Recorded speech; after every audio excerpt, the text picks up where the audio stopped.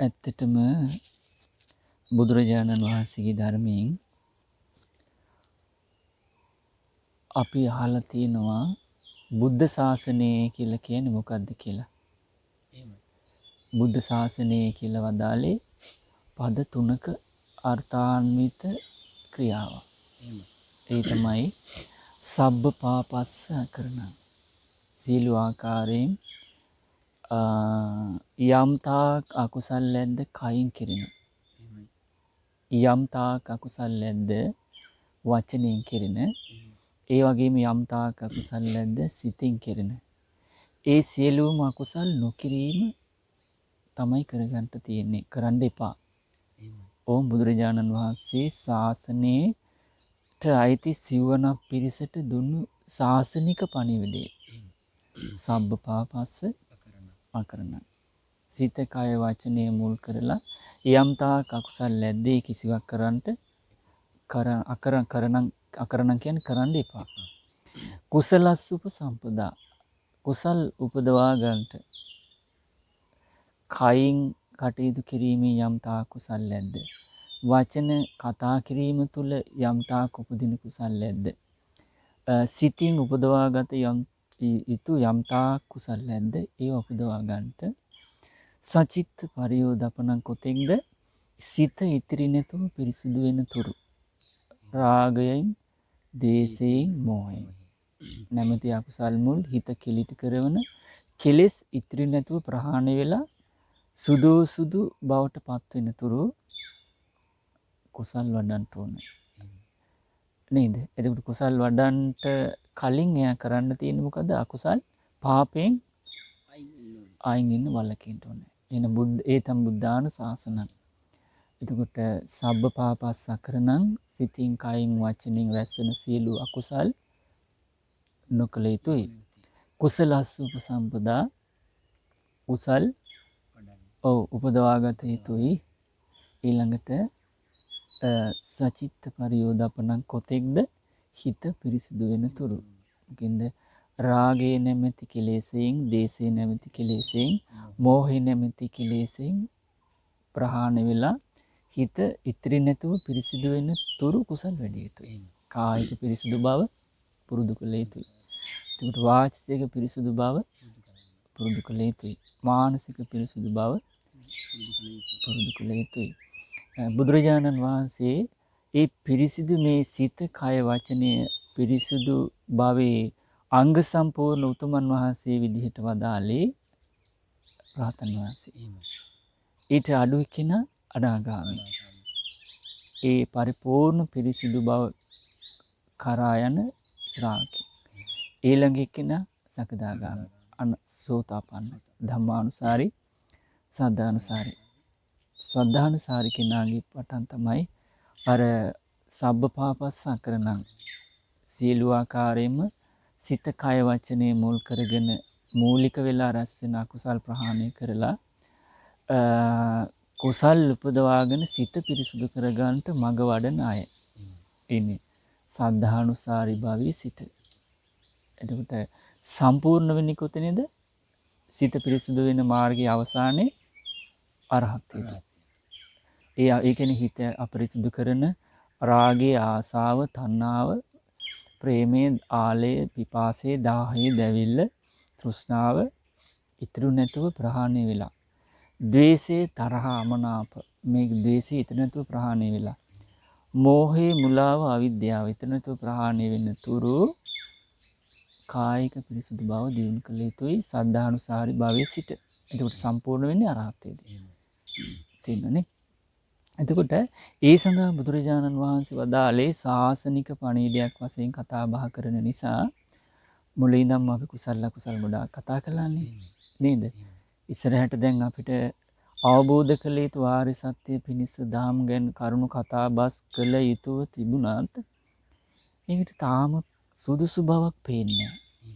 සුදුසු බවක් පේන්නේ නැහැ කියලා කියන්නේ ඒ බඳු ශාසනික සාරේ ලැබෙවු ඒ සඳහා වීරිය කරන අප්‍රමාදී ගිහි පැවිදි උතුමන් දකින්න ලැබෙන්නේ නැහැ. අපිට දකින්න ලැබෙනවා නම් ලැබෙන්නේ ඒ අයගේ ක්‍රියාවෙන්නේ. කායික ක්‍රියාවෙන්, වාචික ක්‍රියාවෙන්, මානසික ක්‍රියාවෙන්. මොකද බාලය හඳුනගන්නෙත් පඬිතයා හඳුනගන්නෙත් ක්‍රියාවෙන්නේ. ඔව් ක්‍රියාවෙන්නේ. ඒ නිසා ඔව් එහෙමනම් නුවණැත්තන්ට ඒ නිසා මේ නුවණැත්තන් විදිහට අපිට දැකගන්නට තේරුම් ගන්නට පුළුවන් වර්තමාන සමාජයේ බෞද්ධ පින්වතුන් අතරින් විශේෂයෙන් ශ්‍රාවකත්වයේ තියෙන උපතින් බෞද්ධ වීම තුල නෙවෙයි. නේද? එහෙම එකක් නැහැනේ. උපතින් බෞද්ධ වෙනවා කියන එක ලෝකේ කිසිම දවසක වෙන්නේ නැහැ. අබෞද්ධ වෙනවා කියන එක වෙන්නේ නැහැ. ක්‍රියාවට අනුව තමයි බෞද්ධ වීම හෝ නොවීම තියෙන්නේ. එතකොට බෞද්ධ වීමම තියෙන්නේ ගුණ වශයෙන් හඳුනාගෙන බුදුරජාණන් වහන්සේ ධර්මයේ සංග්‍රහණය කිරී හිතේ පැහැදීම ඇති කර ගැනීමෙන්. එතකොට ඒත් එක්ක මොකද වෙන්නේ? අර සාසනික වැඩපිළිවෙල තුල ඉන්නවා. සබ්බපාපස්ස අන්න සියලු පව් නොකරන කෙනෙක් බවට පත් වෙනවා. ඊට වීරිය කරනවා. කුසලස්ස උපසම්පදා කුසල් උපදවා ගන්නට වීරිය කරනවා. කොතෙක්ද? පිරිසිදු වෙන තුරු මොකින්ද? අපරිසුදු රාගයෙන්, ආසාවෙන්, ද්වේෂයෙන්, මෝහය ඉතුරු නැතුව ප්‍රහාණය වෙලා හිත පිරිසිදු වෙන තුරු. ඒ තමයි බුද්ධාන ශාසනය. එතකොට මේක තමයි සිවණක් පිරිස තුල සැබෑම සිවණක් පිරිස කියලා මේ ලෝකේ යම්තා නුවණැති පිරිසක් ඇද්ද? ඒ නුවණැති පිරිසක් නුවණින් අග්‍රව බුදුරජාණන් වහන්සේ සරණ යනවා නම් ධර්මයේ සංග්‍රහයෙන් සරණ යනවා නම් ඒ තුල පව් බැහැර කරලා කුසල් වඩලා හිත පිරිසුදු කරගන්නට වීරිය කරනවා නම් අන්න එතන තමයි බෞද්ධකම තියෙන්නේ. එතකොට ඒක උපතින්ම සිංහල කියලා එකක් නෑ. ඊට පස්සේ දෙමළ කියලා එකක් නෑ. හින්දු මුස්ලිම් මැලේ ජාබර්ග කළු සුදු ભેදයක් එහෙම එකක් නෑ.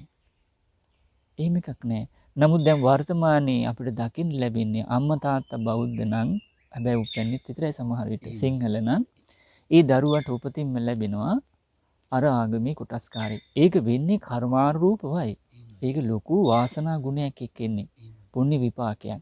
හැබැයි පුණ්‍ය විපාකයක් උරුම කරගෙන උපතින්ම සත්‍යවාදී වූ බුදුරජාණන් වහන්සේ ධර්මයේ සංග්‍රහයේ සරණ යන්ට ලැබීම අතිශයින්ම දුර්ලභ කරුණක්. එහෙම ලැබුණා කියලා උපතින් බෞද්ධ දෙමව්පියන් පරිසරයේ පතිරි උපදේශ වාසෝචි උපත ලැබුණා කියලා ඒකරුණින් බෞද්ධ වෙන්නේ නැහැ. දැන් අපි දන්නවා සමාජයේ දැන් ගුරුවරයෙක් වෙනවද නිකන්? ක්‍රියාවක් තියෙනවනේ. ගොවි මහත්තයෙක් වෙනවද? නෑනේ.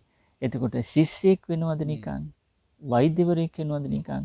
ව්‍යාපාරිකයෙක් වෙනවද නිකන්? බාලයෙක් වෙනවද නිකන්? පඬිතෙක් වෙනවද නිකන්? නේද? ඊන හැම දෙයකටම ක්‍රියාවක් තියෙනවා. ඒ ක්‍රියාවට අනුව තමයි මේ පුද්ගලයාට හෝ ඒ කෙනාට ඒ පැනවීම තියෙන්නේ. දැන් ශිෂ්‍යයා කියලා කියන්නේ ඉගෙන ගන්න නිසා. නේද? ව්‍යාපාරිකයා කියන්නේ ව්‍යාපාර කරන නිසා. එතකොට ගොවිතැන්පත් කරන කෙනාට මේ ගොවි මහත්තයා කියලා කියන්නේ ඇයිද? ගොවිතැන් කරන නිසා. නේද? ඒ වගේම මේකත්. ඔව්. ධර්මයේ පුරුදු කරන අයට ධර්මයේ හැසිරෙන අයට ශාසනික වශයෙන් ගත්තොත්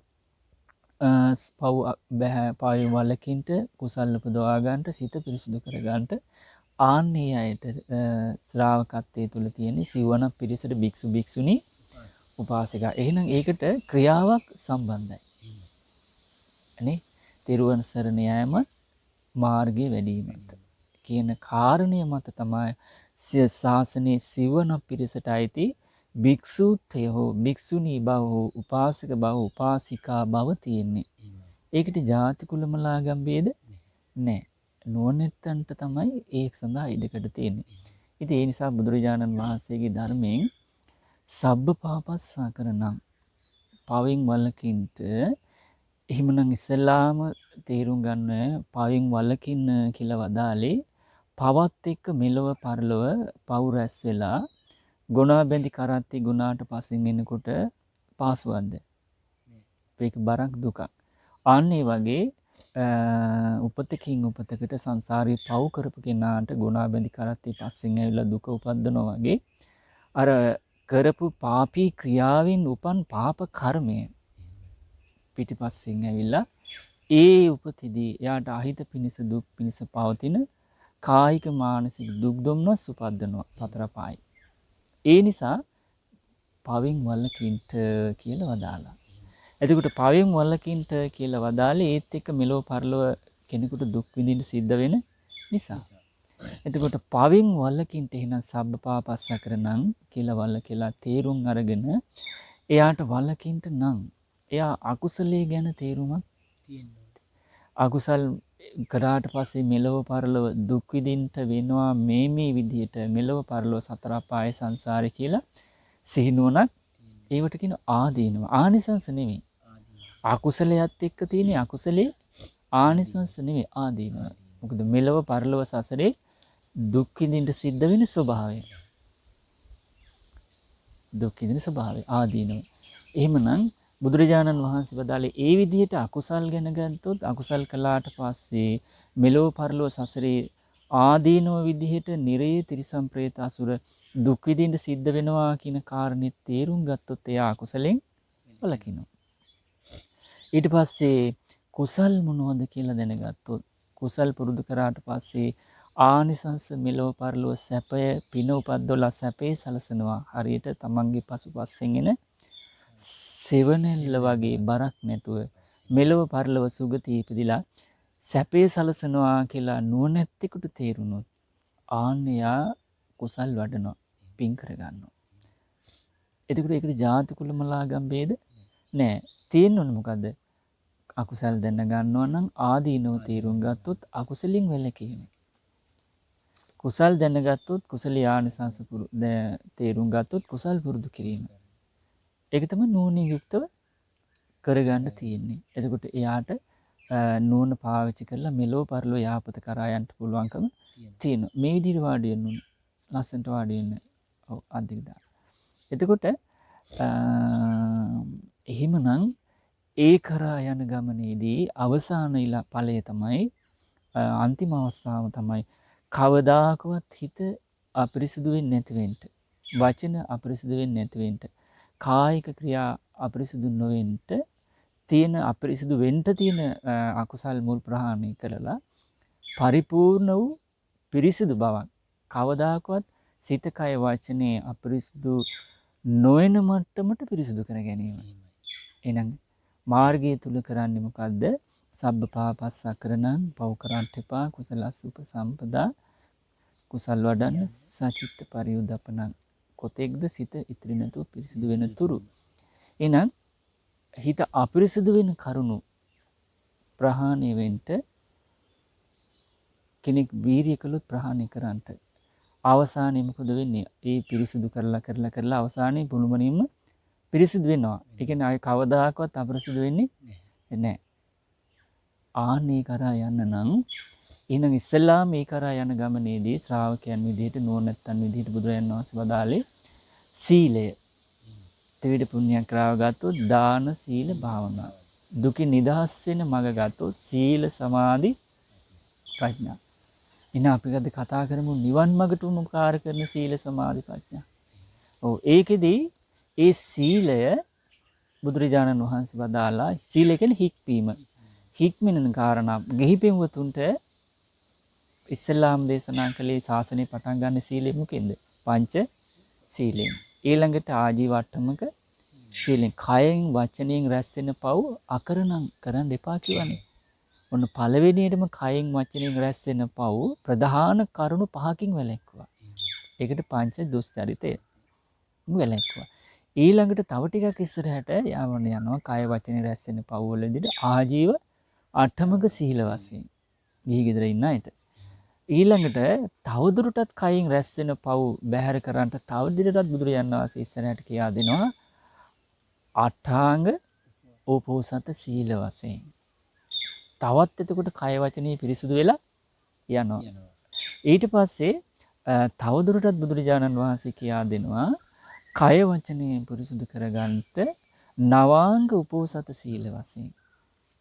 එනම් පංච සීලයෙන් පටන් ගන්න ඉස්සරහට යනවා. මේ හැම එකකින්ම කරන්නේ කයයි වචනයයි තුල රැස් වෙන පව් බැහැර කරන එක. ඊළඟට බුදුරජාණන් වහන්සේ තවදුරටත් විස්තර කරනවා ගිහි ගෙදරට අදාළ නැති එයා ඉතිරි ටික විහිගෙන පුරුදු කරන්න බෑ. පැවිදි වෙන්න ඕනේ. සාමණේර භූමිය. සාමණේර දස සීල වශයෙන් ඔන්න පුරුදු කරන්න කියලා. ඒ කරන්නේත් කයින් වචනෙන් රැස් වෙන පව් බැහැර කරන එක. දැන් ගිහි පින්වතුන් අතරත් ගහට්ටන් දස සීලං සික්ඛාපදාමි කියලා සමාදන් වෙනවා. හැබැයි මූලික බුද්ධ වචනේ තුල එහෙම එක නැහැ. ඒක හොඳට මතක තියාගන්න. ඒකෙදි කවුරු හරි මෙහෙම කියන්න පුළුවන්. එතකොට ඒ අයට දස සීලේ රකින්න බැරිද කියලා. ඒක සරණ ගිය කෙනෙක් කියන කතාවක් නෙවෙයි. සරණ ගිය කෙනා කියලා කියන්නේ තමන්ගේ ශාස්ත්‍රුන් වහන්සේ වදාළ දේ කියන කරන හිතන කෙනානේ. නේද? මේක මට පුළුවන් මට බෑ කියන කාරණේ කිසිසේත් අදාළ නැහැ. මෙතෙන් අදාළ වෙන්නේ ශ්‍රද්ධාව. බුදුරජාණන් වහන්සේ වදාළ දේ වදාළ සීමාව හඳුනාගෙන ඊට අනුරූපව කටයුතු කිරීම. මේක තමයි ශ්‍රද්ධාව. මොකද ගිහි ගෙදර ඉඳන් පුරුදු කරන්න පුළුවන් සීමාව දන්නේ කවුද? භාග්‍යතුන් වහන්සේනේ. නේද? ඉතින් වර්තමානයේ අපිට දකින්න ලැබෙන බොහෝ තැන්වල ගහට්ටන් දස සීලං කියලා ගෘහ ජීවිතයේ ගත කරන ගෘහ දස සීලය කියලා එක සමාදන් වෙනවා. ඒක කාලයක් තිස්සේ සමාජගත වෙලා තිනවා. හැබැයි මට නම් හම්බෙලා නැහැ මූලික බුද්ධ දේශනාවේ කාටවත් භාග්‍යතුන් වහන්සේ වදාලා කියලා මේ කාරණේ ගිහි පින්වතුන්ටත් දස සීලේ සමාදන් වෙන්න පුළුවන් කියලා මට හම්බෙච්ච තැනක් නැහැ. පුළුවන් නම් මේ දේශනාව බලන කවුරු හරි තියෙන තැනක්.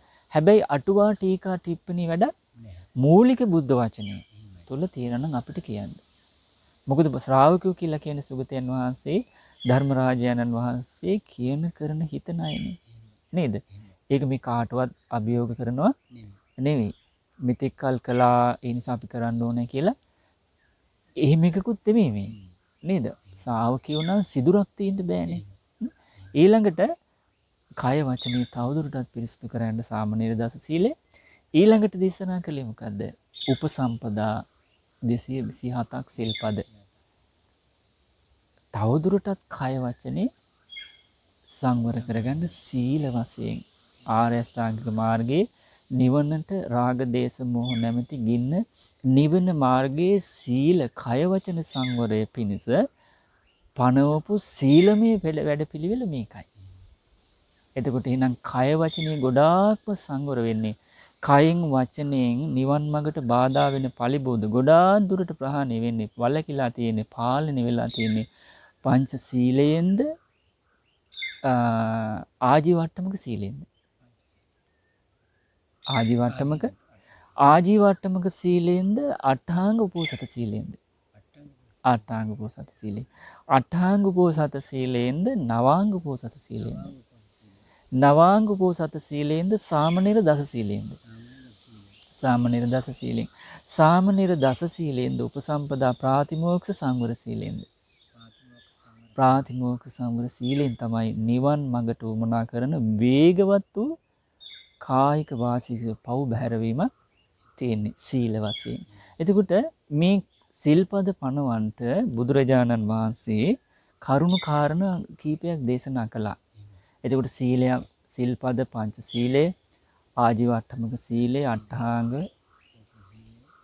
නවාංග උපෝසත සාමණේර උපසම්පදා සීලය පනවන්ට කරුණු 10ක් තියෙනවා. ඒ තමයි පළවෙනි එක සංඝයාගේ හිතසුව පිණිස.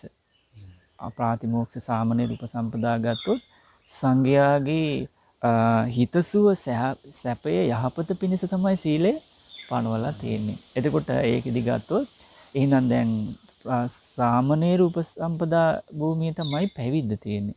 මෙතන තියෙන්නේ සංඝයාගේ හිතසුව පිණිස. එහෙමනම් ඉම් පහළ සීලේ කාගේද? උපාසක උපාසිකාවන්ගේ. එහෙමනම් උපාසක උපාසිකාවන්ගේ හිතසුව පිණිසත් මේ සීලය හේතු වෙනවා. ඒ වගේම සංඝයාගේ හිතසුව පිණිසත් යහපත පිණිසත් සැපේ පිණිසත් හේතු වෙනවා. ඔන්න සීලය සිල්පද පනවන්න හේතුව. දෙවෙනි කාරණේ තමයි සංඝයාගේ පහසු බව පිණිස. පහසුව පිණිස අපහසුතා යම් තාක් තියෙනවා නම් ඒ සියල්ල බැහැර කරලා පහසු බව පිණිස තමයි සාමණේර උපසම්පදා සීල පැවිදි ශ්‍රමණ සීල පනවලා තියෙන්නේ. එහෙනම් ඉතිරි ගිහි ගෙදර වාසය කරන පින්වතුන් රකින්න සීලය පනවලා තියෙන්නේ. එහෙනම් පහසුව පිණිසද අපහසු බව පිණිස? ඒක තේරුම් ගන්න ඕන. ඊළඟට දුස්සීල පුද්ගලයන්ට නිග්‍රහ කිරීම පිණිස ඔන්න සිල්පද පනවන්ට හේතු. දුස්සීල පුද්ගලයන්ට ඔව් ගරහන්ට ඒ කියන්නේ කටින් වචනෙන් ගිහිල්ලා බැනුනවා කියලාද? මොඹ සත්තු මරනවා, හොරකම් කරනවා, වැරදි කාම සේවනයෙන් බොරු කීමෙන් බොනවා කියලා එහෙම ගිහිල්ලා නිග්‍රහ කරන්නද? නෑ.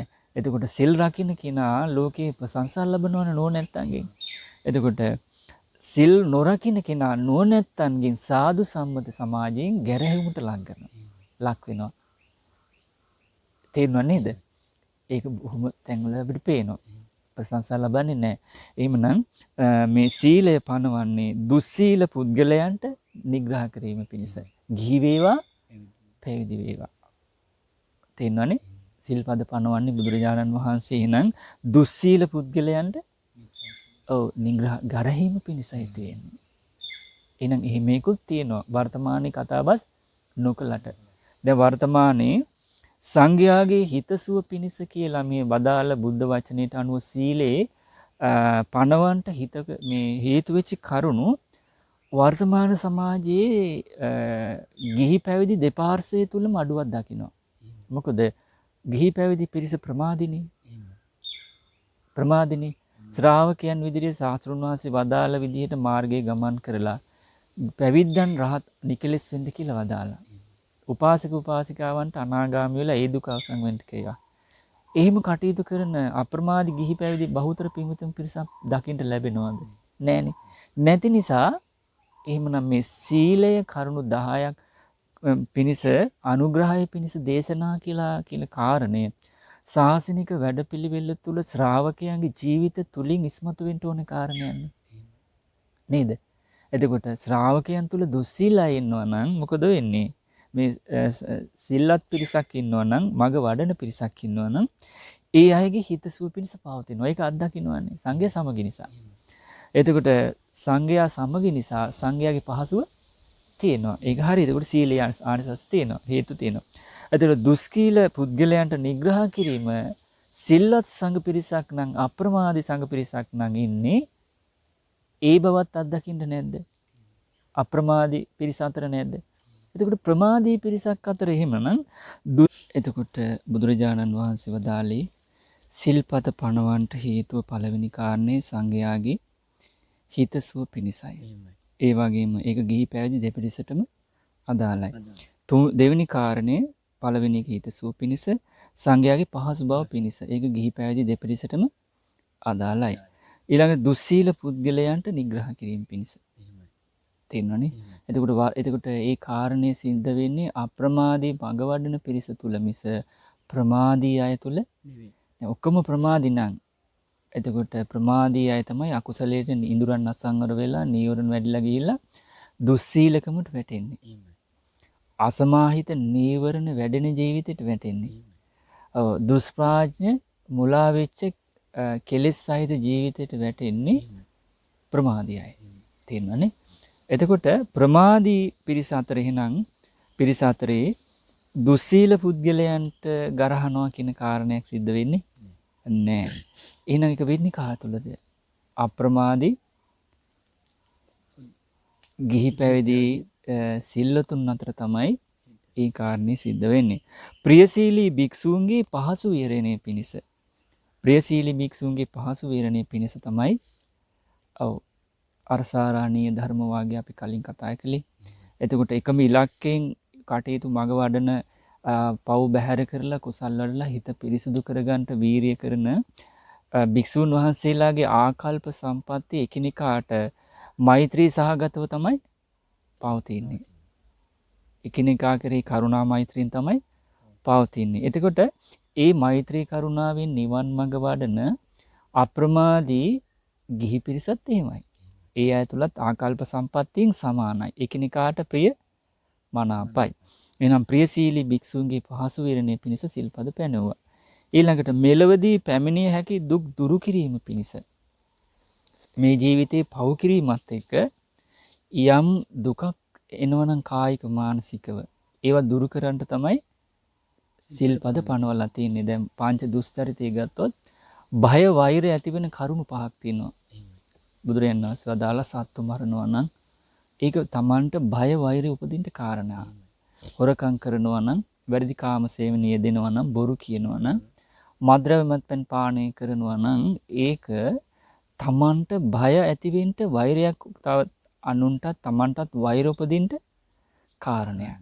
එතකොට මේ ඒ කවුද දුස්සීල කෙනානේ. එතකොට ඒක Tamanට කායික මානසික දුක උපද්දවන දෙයක්. හැබැයි සිල්වත් වුණොත් ඒ දුක Tamanට තියෙනවද? නෑනේ. එහෙනම් මෙලවත් ඒ බය වෛර දුක් දුම්නස් නෑ. පරලොවත් දුක් දුම්නස් නෑ. එහෙනම් මෙලවදී පැමිණි හැකි දුක් දුරු කිරීම පිණිස තමයි බුදුරජාණන් වහන්සේ සිල්පද. එහෙනම් පරලොව දුක් එයිද හිම කෙනෙකුට? එන්නේ නෑ. පරලොවදී පැමිණෙන දුක් නැසීම පිණිස. එහෙනම් පරලොව එන්නේ ඔන්න සිල්පද පනවන්නට හේතුව. නොපැහැදුණු අයගේ පැහැදීම පිණිස.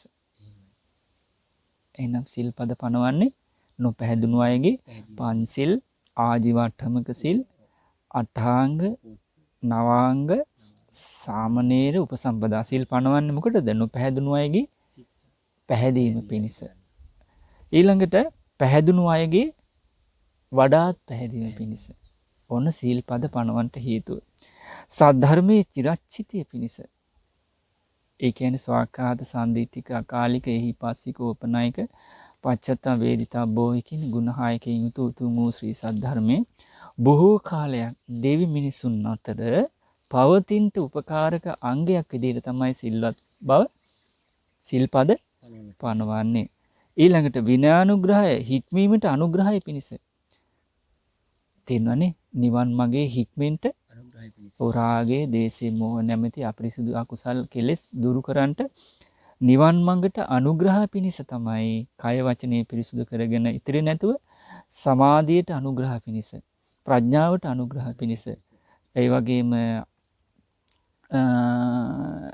රාග දේශ මොහ නැති අකුසල් ඉතුරු නැතුව ප්‍රහාණය කරලා නිවනට අනුග්‍රහය පිණිස තමයි, නිවීමට අනුග්‍රහය පිණිස තමයි කයේ වචනේ සංවර බව නම් වූ විනය සිල්පද පනවන්නේ. තේරෙනවනේ? එහෙනම් සිල්පද පනවන්නට බුදුරජාණන් වහන්සේ කරුණු කීයක් පදාලාද? හේතු කරුණු 10යි. සංඝයාගේ හිතසුව පිණිස සිල්පද පැනවුවා. එතකොට සංඝයාගේ පහසු බව පිණිස මේකට ගිහි පැවිදි දෙපිරිසම ගන්න ඕනේ. මොකද ශා วก පිරිස දෙපිරිසනේ. සිවණක් පිරිසනේ.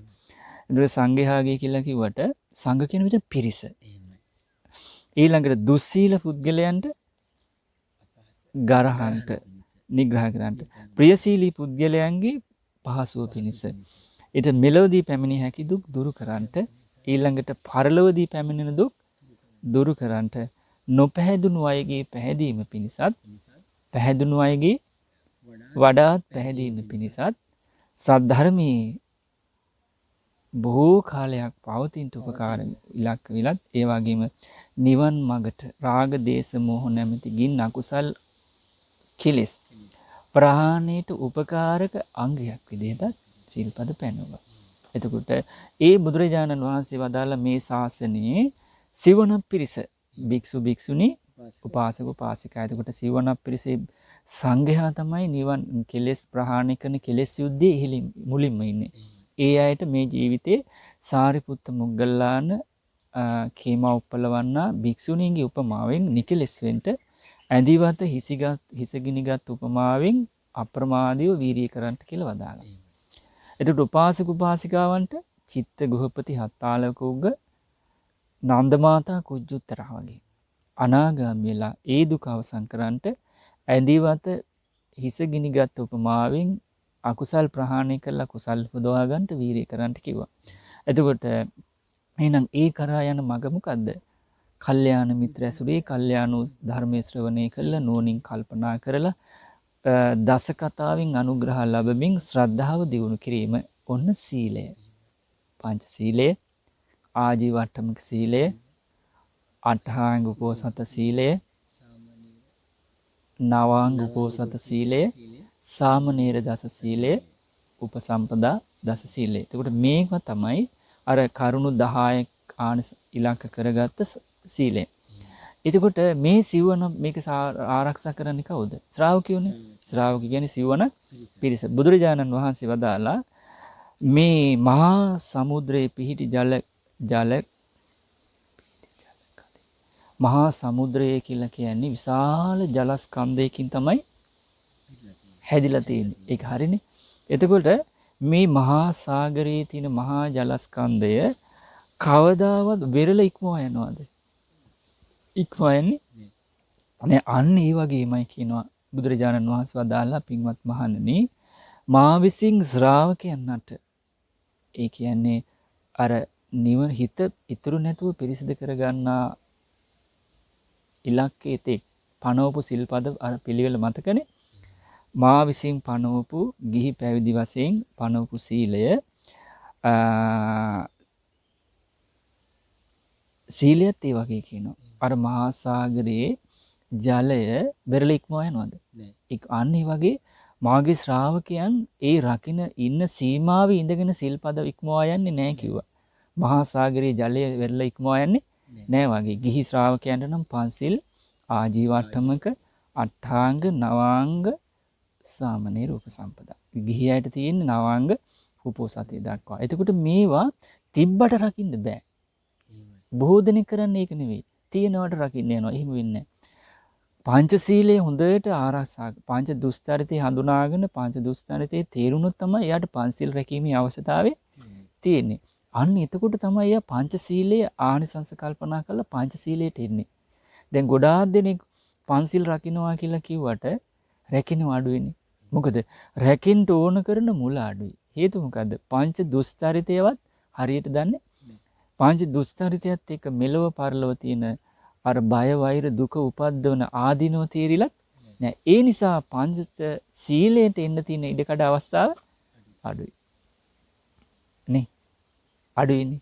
ඉතින් ඒ නිසා හොඳට එන පංචශීලයේ රැකෙන්නේ පංච දුස්චරිතයේ ආදීන හොඳට තේරුම් ගත්ත කෙනා තමයි හොඳට පන්සිල් රකින්නේ. එතකොට පංචශීලයේ ආරක්ෂා කරන්න හොඳට සමර්ථ වුණොත්, දක්ෂ වුණොත්, හැකියාවෙන් යුක්ත වෙච්ච කෙනාට තමයි ආජීවට්ටමක සීලය රකින්න පුළුවන්කම තියෙන්නේ. ඊට පස්සේ ආජීවට්ටමක සීලය තුල හොඳට දක්ෂ වුණොත් ඊට පස්සේ තමයි යාට අටහාංග උපෝසතයට ඕන කරන පරිසරේ හැදෙන්නේ. ඊට පස්සේ අටහාංග උපෝසතයෙන් ආරක්ෂා හොඳට දක්ෂ වුණොත් එයා ආරක්ෂා කරගන්නට ආන්න හිතේ කාය වචනේ හැදෙනවා නවාංග උපෝසත සීලයට. එතකොට පියවරක් පාසා එකින් එකට තමයි මොකද අනුපිළිවෙලටනේ තියෙන්නේ. එතකොට අනුපිළිවෙලට තියෙන දේ අනුපිළිවෙලට නේද ආයුත්තේ. සම්මා දිට්ඨි සම්මා සංකප්ප එහෙමනේ තියෙන්නේ. ඔව් ජරා මරණ ඉපදීම භව උපාදාන තණ්හා එහෙමනේ. ඒකට ඒ පිළිවෙලක් මේකේ තියෙනවා. ඒ පිළිවෙලට යනකොට තමයි මේක රකින්න පුළුවන් අවස්ථාව ඉදකට තියෙන. ඊට සාමනීර. සාමනීර කියන නේද උපසම්පදාව ආරක්ෂා කරන්න පටන් ගන්න. එතකොට එතන ඒක තියෙනවනේ. දැන් පන්සිල් රකින්න කෙනාට පන්සිල් නැතු එක දවසේ ඉස්සෙල්ලාම ඇවිල්ලා අට සිල් රකින්නවා කියලා එකක් ලෝකේ දැන් පේනවනේ අපිට. එහෙම වෙයිද? වෙන්නේ නෑනේ. අන්නේ අඩුව නිසා මේ තියෙන. එහෙනම් පිළිවෙලට හික්මීමෙන් ක්‍රියා කිරීමෙන් ප්‍රතිපදාවේ යෙදීමෙන් තමයි දියුණුව කරා යන්න තියෙන්නේ. බුදුරජාණන් වහන්සේ වදාලා මා විසින් පනවපු මේ සීලය නුවණැති මාගේ ශ්‍රාවකයන් ඊව කඩා ගන්න ඉක්මවා යන්නේ නෑ නුවණැති අය. ඒ වගේමයි මා විසින් ශ්‍රාවකයන්ට යම් ශික්ෂාපදයක් පනවලා තියනවාද අර සිල්පද ගිහි පැවිදි මාගේ ශ්‍රාවකෝ ජීවිතේ නිසාවත් ඕන තමන්ගේ ජීවිතය රැක ගන්න කියලාවත් ඒ ශික්ෂාපද ඉක්මවා යන්නේ නෑ. එතකොට වර්තමානයේ අපිට බහුතරයක් සුළු පිරිසක්ගෙන් හැර බහුතරයක් තුලින් ශ්‍රාවකයයි කියා ගන්න අයගේ ලක්ෂණේ පේනවද? ලාභ සත්කාර කීර්ති ප්‍රශංසා නේද? මුල් කරගෙන ප්‍රමාදයේ මුල් කරගෙන මම කියන තැන හිඳලා ආත්ම ලාභය ආත්ම තෘප්තිය මුල් කරගෙන මේ සිල්පද ඉක්මවා යන්නේ නැද්ද? යනවනේ. පන්සිල් කඩන්නේ නැද්ද? ආජීවට්ටමක සීලයක් කැඩෙන්නේ නැද්ද? නේද? අටාංග නවාංග සාමනීර සිල් නේ? කෙලවරක් නැහැනේ. නේද? එතකොට සාමනීර සමහර සීලයේ සිල්පද තියනවාවද්ද කියලා කාටවත් නින්දා පාස කරනව නෙවෙයි. මොකද ශ්‍රාවක පිරිස ප්‍රමාදන්නේ බහුතරය සුළුපිසක්. ඊට පස්සේ උපසම්පදා සීලය ගත්තොත් නම් ඉතින් කතා කරන්න බොහෝම යුගයත් එක්ක අන්තිම අවදානම් මට්ටමේ තමයි තියෙන්නේ සුළු පිරිසක් අතර මිස බහුතර පිරිසක් අතර නෑ. ඒ මොකද බුදුරජාණන් වහන්සේ වදාලා මාගේ ශ්‍රාවකයෝ ජීවිතේ නිසාවත් මා විසින් පනවලන ලද ඒ අය රකින්න සීමාවේ සිල්පද ඉක්මවා යන්නේ නෑ. නේ? එතකොට ශ්‍රාවකයෝ කියලා උපතින් බව දැන් පන්සිල් රැකෙනවද? ඉක්මවා ගිහිල්ලද නැද්ද? අටසිල් ඉක්මවා ගිහිල්ලද නැද්ද? සාමණේර සිල්පද ඉක්මවා ගිහිල්ලද නැද්ද? උපසම්පදා සිල්පද ඉක්මවා ගිහිල්ලද නැද්ද? බහුතරයක් ඉක්මවා ගිහිල්ලා සුළු පිරිසක්. අර එතකොට බුදුරජාණන් වහන්සේ වදාළා මාගේ ශ්‍රාවකයෝ ජීවිතේ නිසාවත් ඒ ශික්ෂාපද ඉක්මවා යන්නේ නැහැ කියලා කියන්නේ කඩා ගන්නයි කියන එක. දැන් මේ වෙනකොට ශික්ෂා ගෞරවයක් වර්තමානයේ බහුතරයක් අතර තියෙනවද? සුළු පිරිසක් අතර විතරයිනේ. එහෙනම් ශාසනය මේ වෙනකොට අතුරුදහන් වීමගෙන යන්නේ. වඳ භාවයටපත් වෙන ශාසනය නෙමෙයි දෝෂෙ තියෙන්නේ. ශාසනය ප්‍රකට වෙන්නව ධර්මයේ හැසිරෙච්ච ශ්‍රාවකයන් යයි කියා ගන්න අය ශාසනයේ ඉස්මතු වෙන කරුණ වලින් බැහැර වෙන්නේ. දැන් මේ සීලේනේ නේද? එහෙනම් බුදුරජාණන් වහන්සේ වදාලා මාගේ ශ්‍රාවකයෝ ජීවිතේ නිසාවත් සිල්පද කඩාගන්නේ නැහැ. ඒකට කඩාගන්නේ නැද්ද වර්තමාන? බහුතරය සුළු පිරිසක් ඇර.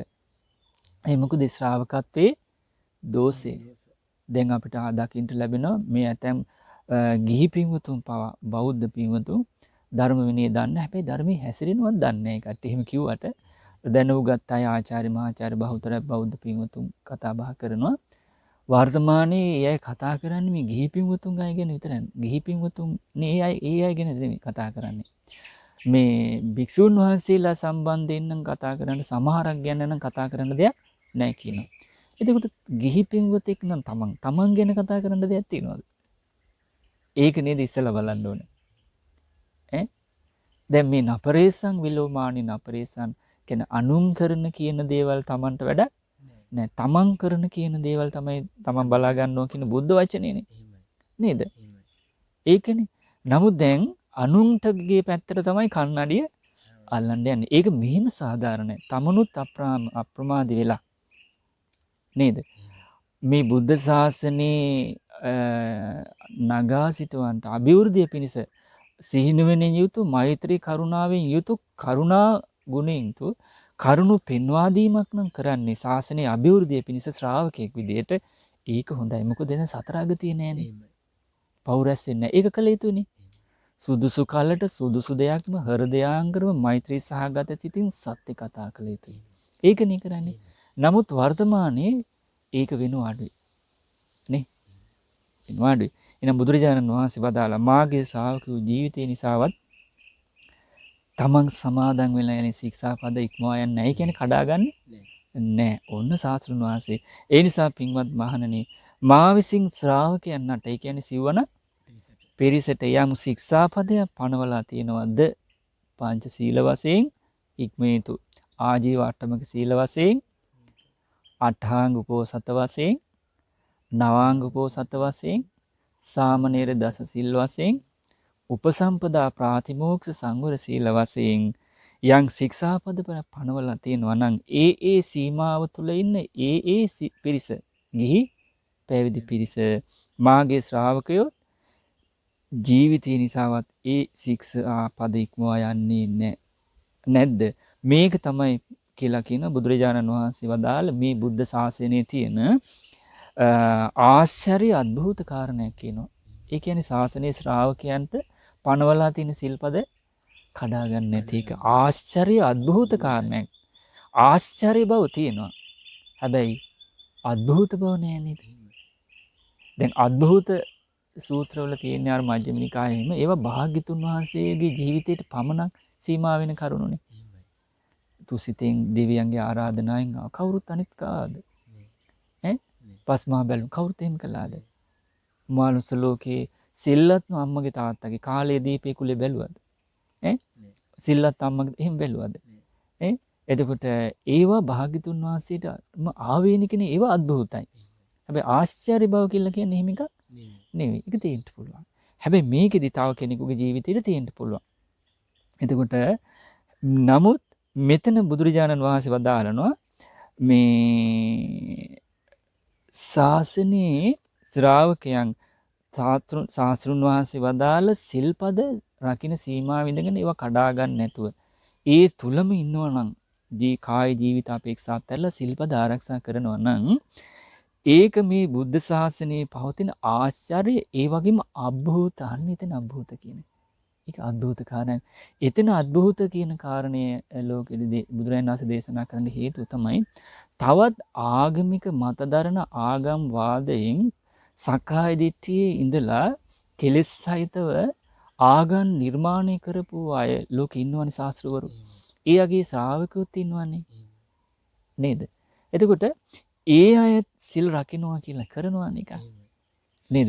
ඒ අයට අසම වෙන්නයි මේ අద్භූත කාරණය කියලා ශ්‍රාවකයන්ගේ ජීවිතයට වදාළේ. මොකද මේ ඒ අයත් පන්සිල් රකින්නවා කියලා එකක් තියෙනවා. උපෝසතේ රකින්නවා කියලා එකක්. හැබැයි ඒක ඒකාන්ත නිවන පිණිස වෙච්ච එකක්ද? ඒක ආර්ය සීලයක්ද? ඒ සීලය පැනවේ ආර්ය උතුමන් වහන්සේලාද? නෑනේ. නේද? එතකොට අන්න එකරුණෙන් ඒ රකින්න සීලය ඒ ශාසනයේ යම් පිරිසක් ඉන්නවා නම් සිවණ පිරිසක් වශයෙන් අර පිරිසට අනිත් ආගම් වල පින්වතුන්ගේ රකින්න සීලයට සමානයිද අසමානයිද? අසමානයි කිසිසේත්.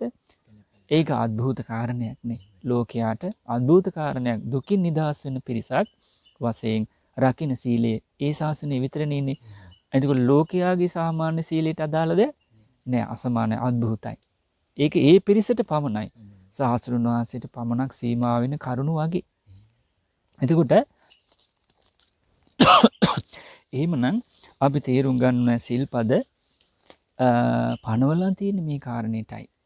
එහෙනම් සිල්පද ගැන තේරුම් ගන්න කලින් එහෙනම් අපි කලින් කරන්න ඕන මොකද්ද? දුස්සීල බව. සබ්බපාපස් අකරණ. එහෙනම් නේද? එහෙනම් කුසලසුප සඳහා කුසල් වඩන්ට කලින් කරන්න දැනගන්න ඕනේ මොකද්ද යා? දුස්සීල බව දැනගන්න ඕනේ. නිවන් මාගේ ආරම්භය.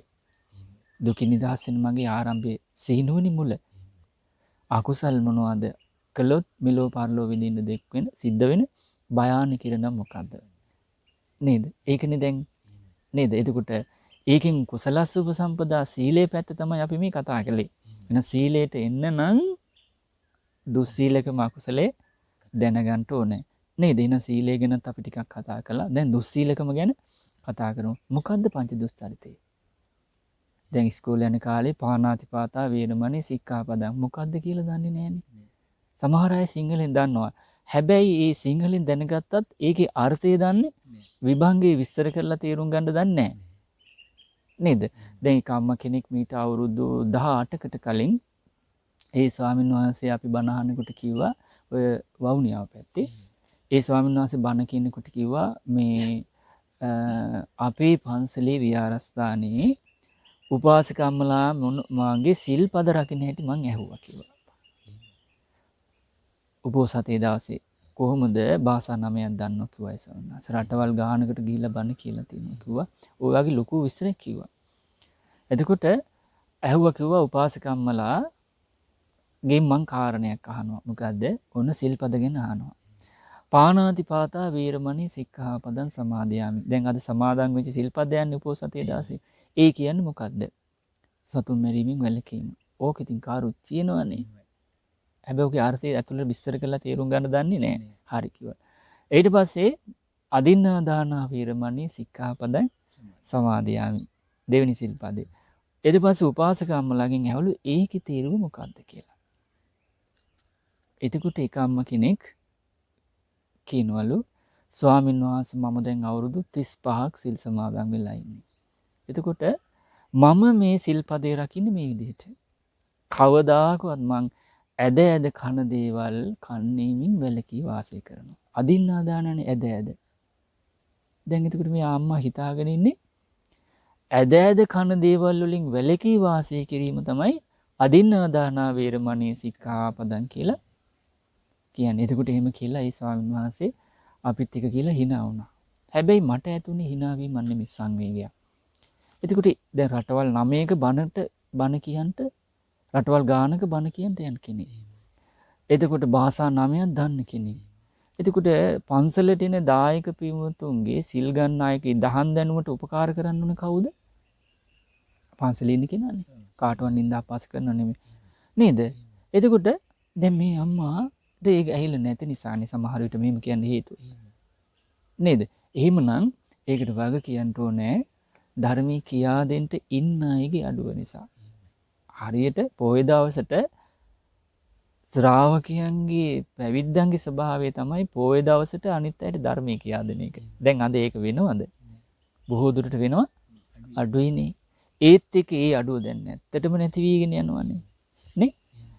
අන්න එහෙම එකක් තියෙනවා. ඉතින් ඒ නිසා එහෙනම් දුස්සීලකම පංච දුස්තරිතය මොකද්ද? ආදීනව මෙලොව පරලොව මොකද්ද? ඒකෙන් බලකින්න ඕනේ කොහොමද? කියන කාරණේ හොඳට තේරුනොත් තමයි යා පංච දුස්තරිකේ ආදීනවේ පංච දුස්තරිතේ කෙලේ කලකිරිලා සිල්වත් බවට එන්නේ. නේද? එහෙනම් පංච සීලයට ඉන්න බෑ. පංච දුස්තරිතයත් පංච දුස්තරිතේ ආදීනව තේරුම් ගත්තේ නැත්තම්. දැන් එකක් අතාරින්න නම් ඒකේ ආදීනව පංච දුස්තරිතේ අතාරින්න නම් පංච දුස්තරිතේ ආදීනව තේරෙන්න ඕනේ. එතකොට පංච සීලයට එන්න නම් පංච සීලේ ආනිසංස තේරෙන්න ඕනේ. දැනගෙන තේරෙන්න ඕනේ. නේද? එහෙනම් මොකද්ද මේ පංච දුස්තරිතය? පළවෙනි එක තමයි පාණාතිපාතා වේරමණී. ඔව් ඒක සාමාන්‍යයෙන් අපි අර්ථය ගන්න මොකද්ද? සතුන් මැරීමෙන් ඔව් සතුන් මැරීමෙන් වැළකී වාසය කරනවා. ඒකනේ සිල්පදේ. එතකොට පාණාතිපාතී වෙනවා කියන්නේ මොකද්ද? එන සත්තු මරනවා කියන එක තියෙනවනේ. ඒකනේ පංච දුස්තරිතේ. දැන් වැළකී වාසය කරනවා සිල්ලේ. දැන් ප්‍රාණඝාතයනේ දැන්. පංච දුස්තරිතයේ ප්‍රාණඝාතයනේ. දැන් ප්‍රාණඝාතය වෙන්නේ කොහොමද? බුදුරජාණන් වහන්සේ වදාලා කෙනෙක් පාණාතිපාතී වෙනවා කියලා කියන්නේ ඔන්න ප්‍රාණඝාතයේ සිද්ධ වෙන විදිහ. ඒ කියන්නේ ඒ සත්තු මරණ කෙනා නපුරු කෙනෙක්.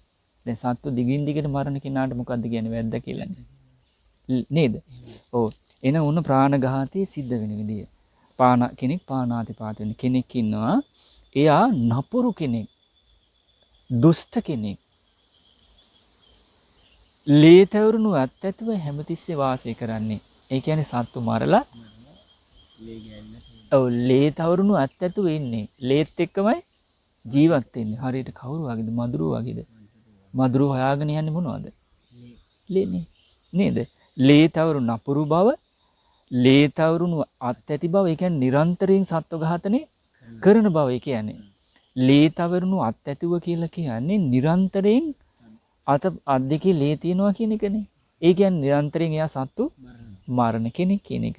නපුරු කෙනෙක් නිරන්තරයෙන් සත්ව ඝාතනයේ යෙදී ඉන්න කෙනෙක්. ඒ නිසා එයාගේ නිරන්තරයෙන් අත් දෙකේ තියෙන මොනවද? සාමාන්‍යයෙන් අත් දෙකේ තියෙන රේඛා කියලානේ කියන්නේ. මෙයාගේ ස්වභාවය මොකද්ද? ලේ තවරලා අත් දෙකේ. ඒ වගේම සතුන් කපා කොටා මැරීමේ යෙදී ඉන්නවා. මෙයා මොකද නිරන්තරයෙන් කරන්නේ?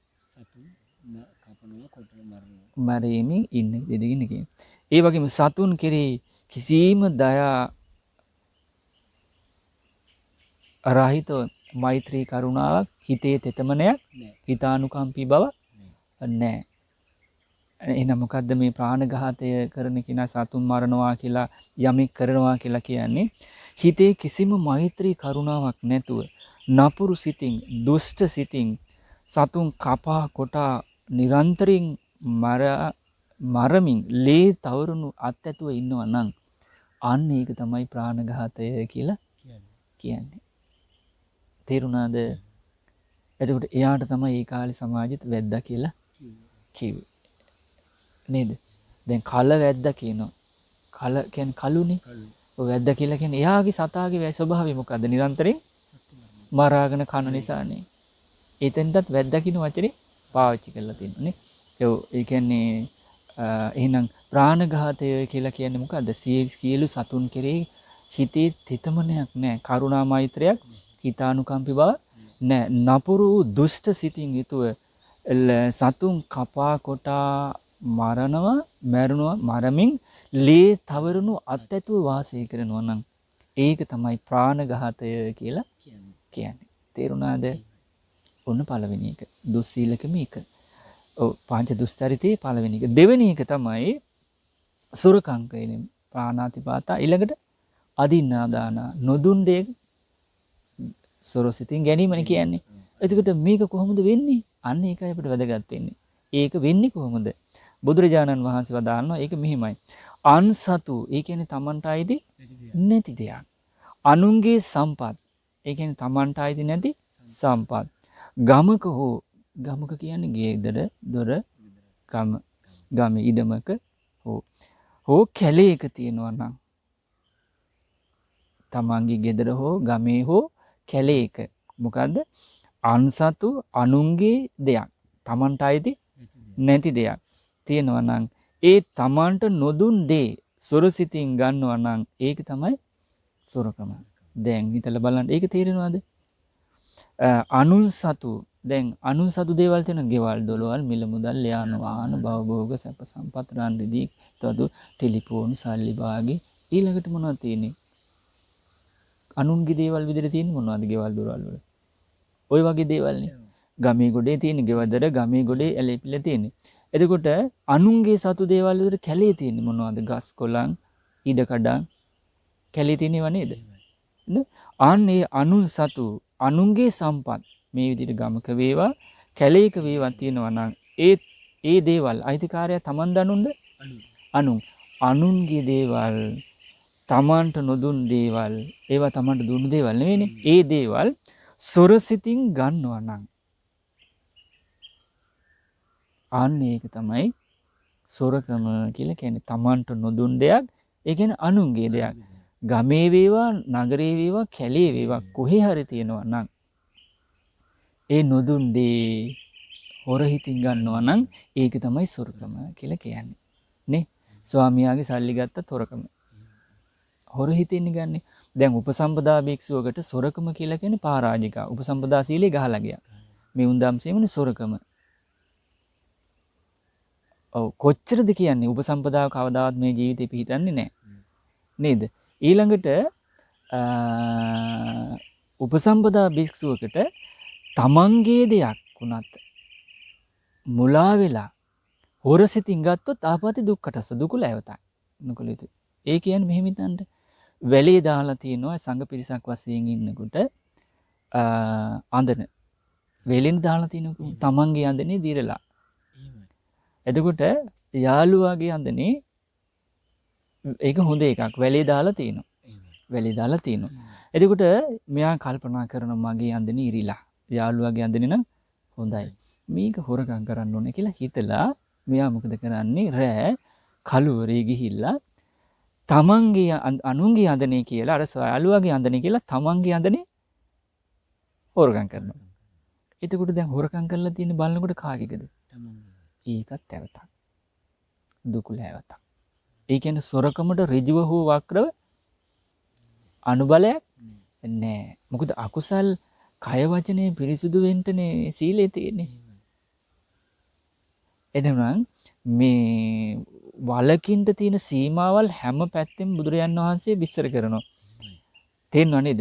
පුංචි ඉඩක්වත් දෙන්නේ නෑ. මොකද සිතේනේ මේ අකුසල් අටගන්නේ. සීමුම හෝ ඍජුව හෝ වක්‍රව අකුසල ඉඩක් දෙන්නේ නෑ. ඒකයි පරාජිකා ඇවත විලේ සිට දුකුල අනුකල යුතු උදානුකුද්දක ශික්ෂාපද දක්වාම කයෙන් වචනෙන් පව් බැහැර වෙලා ඒකාන්ත නිවන පිණිසමයි සිල්පද පනවලා තියෙන්නේ.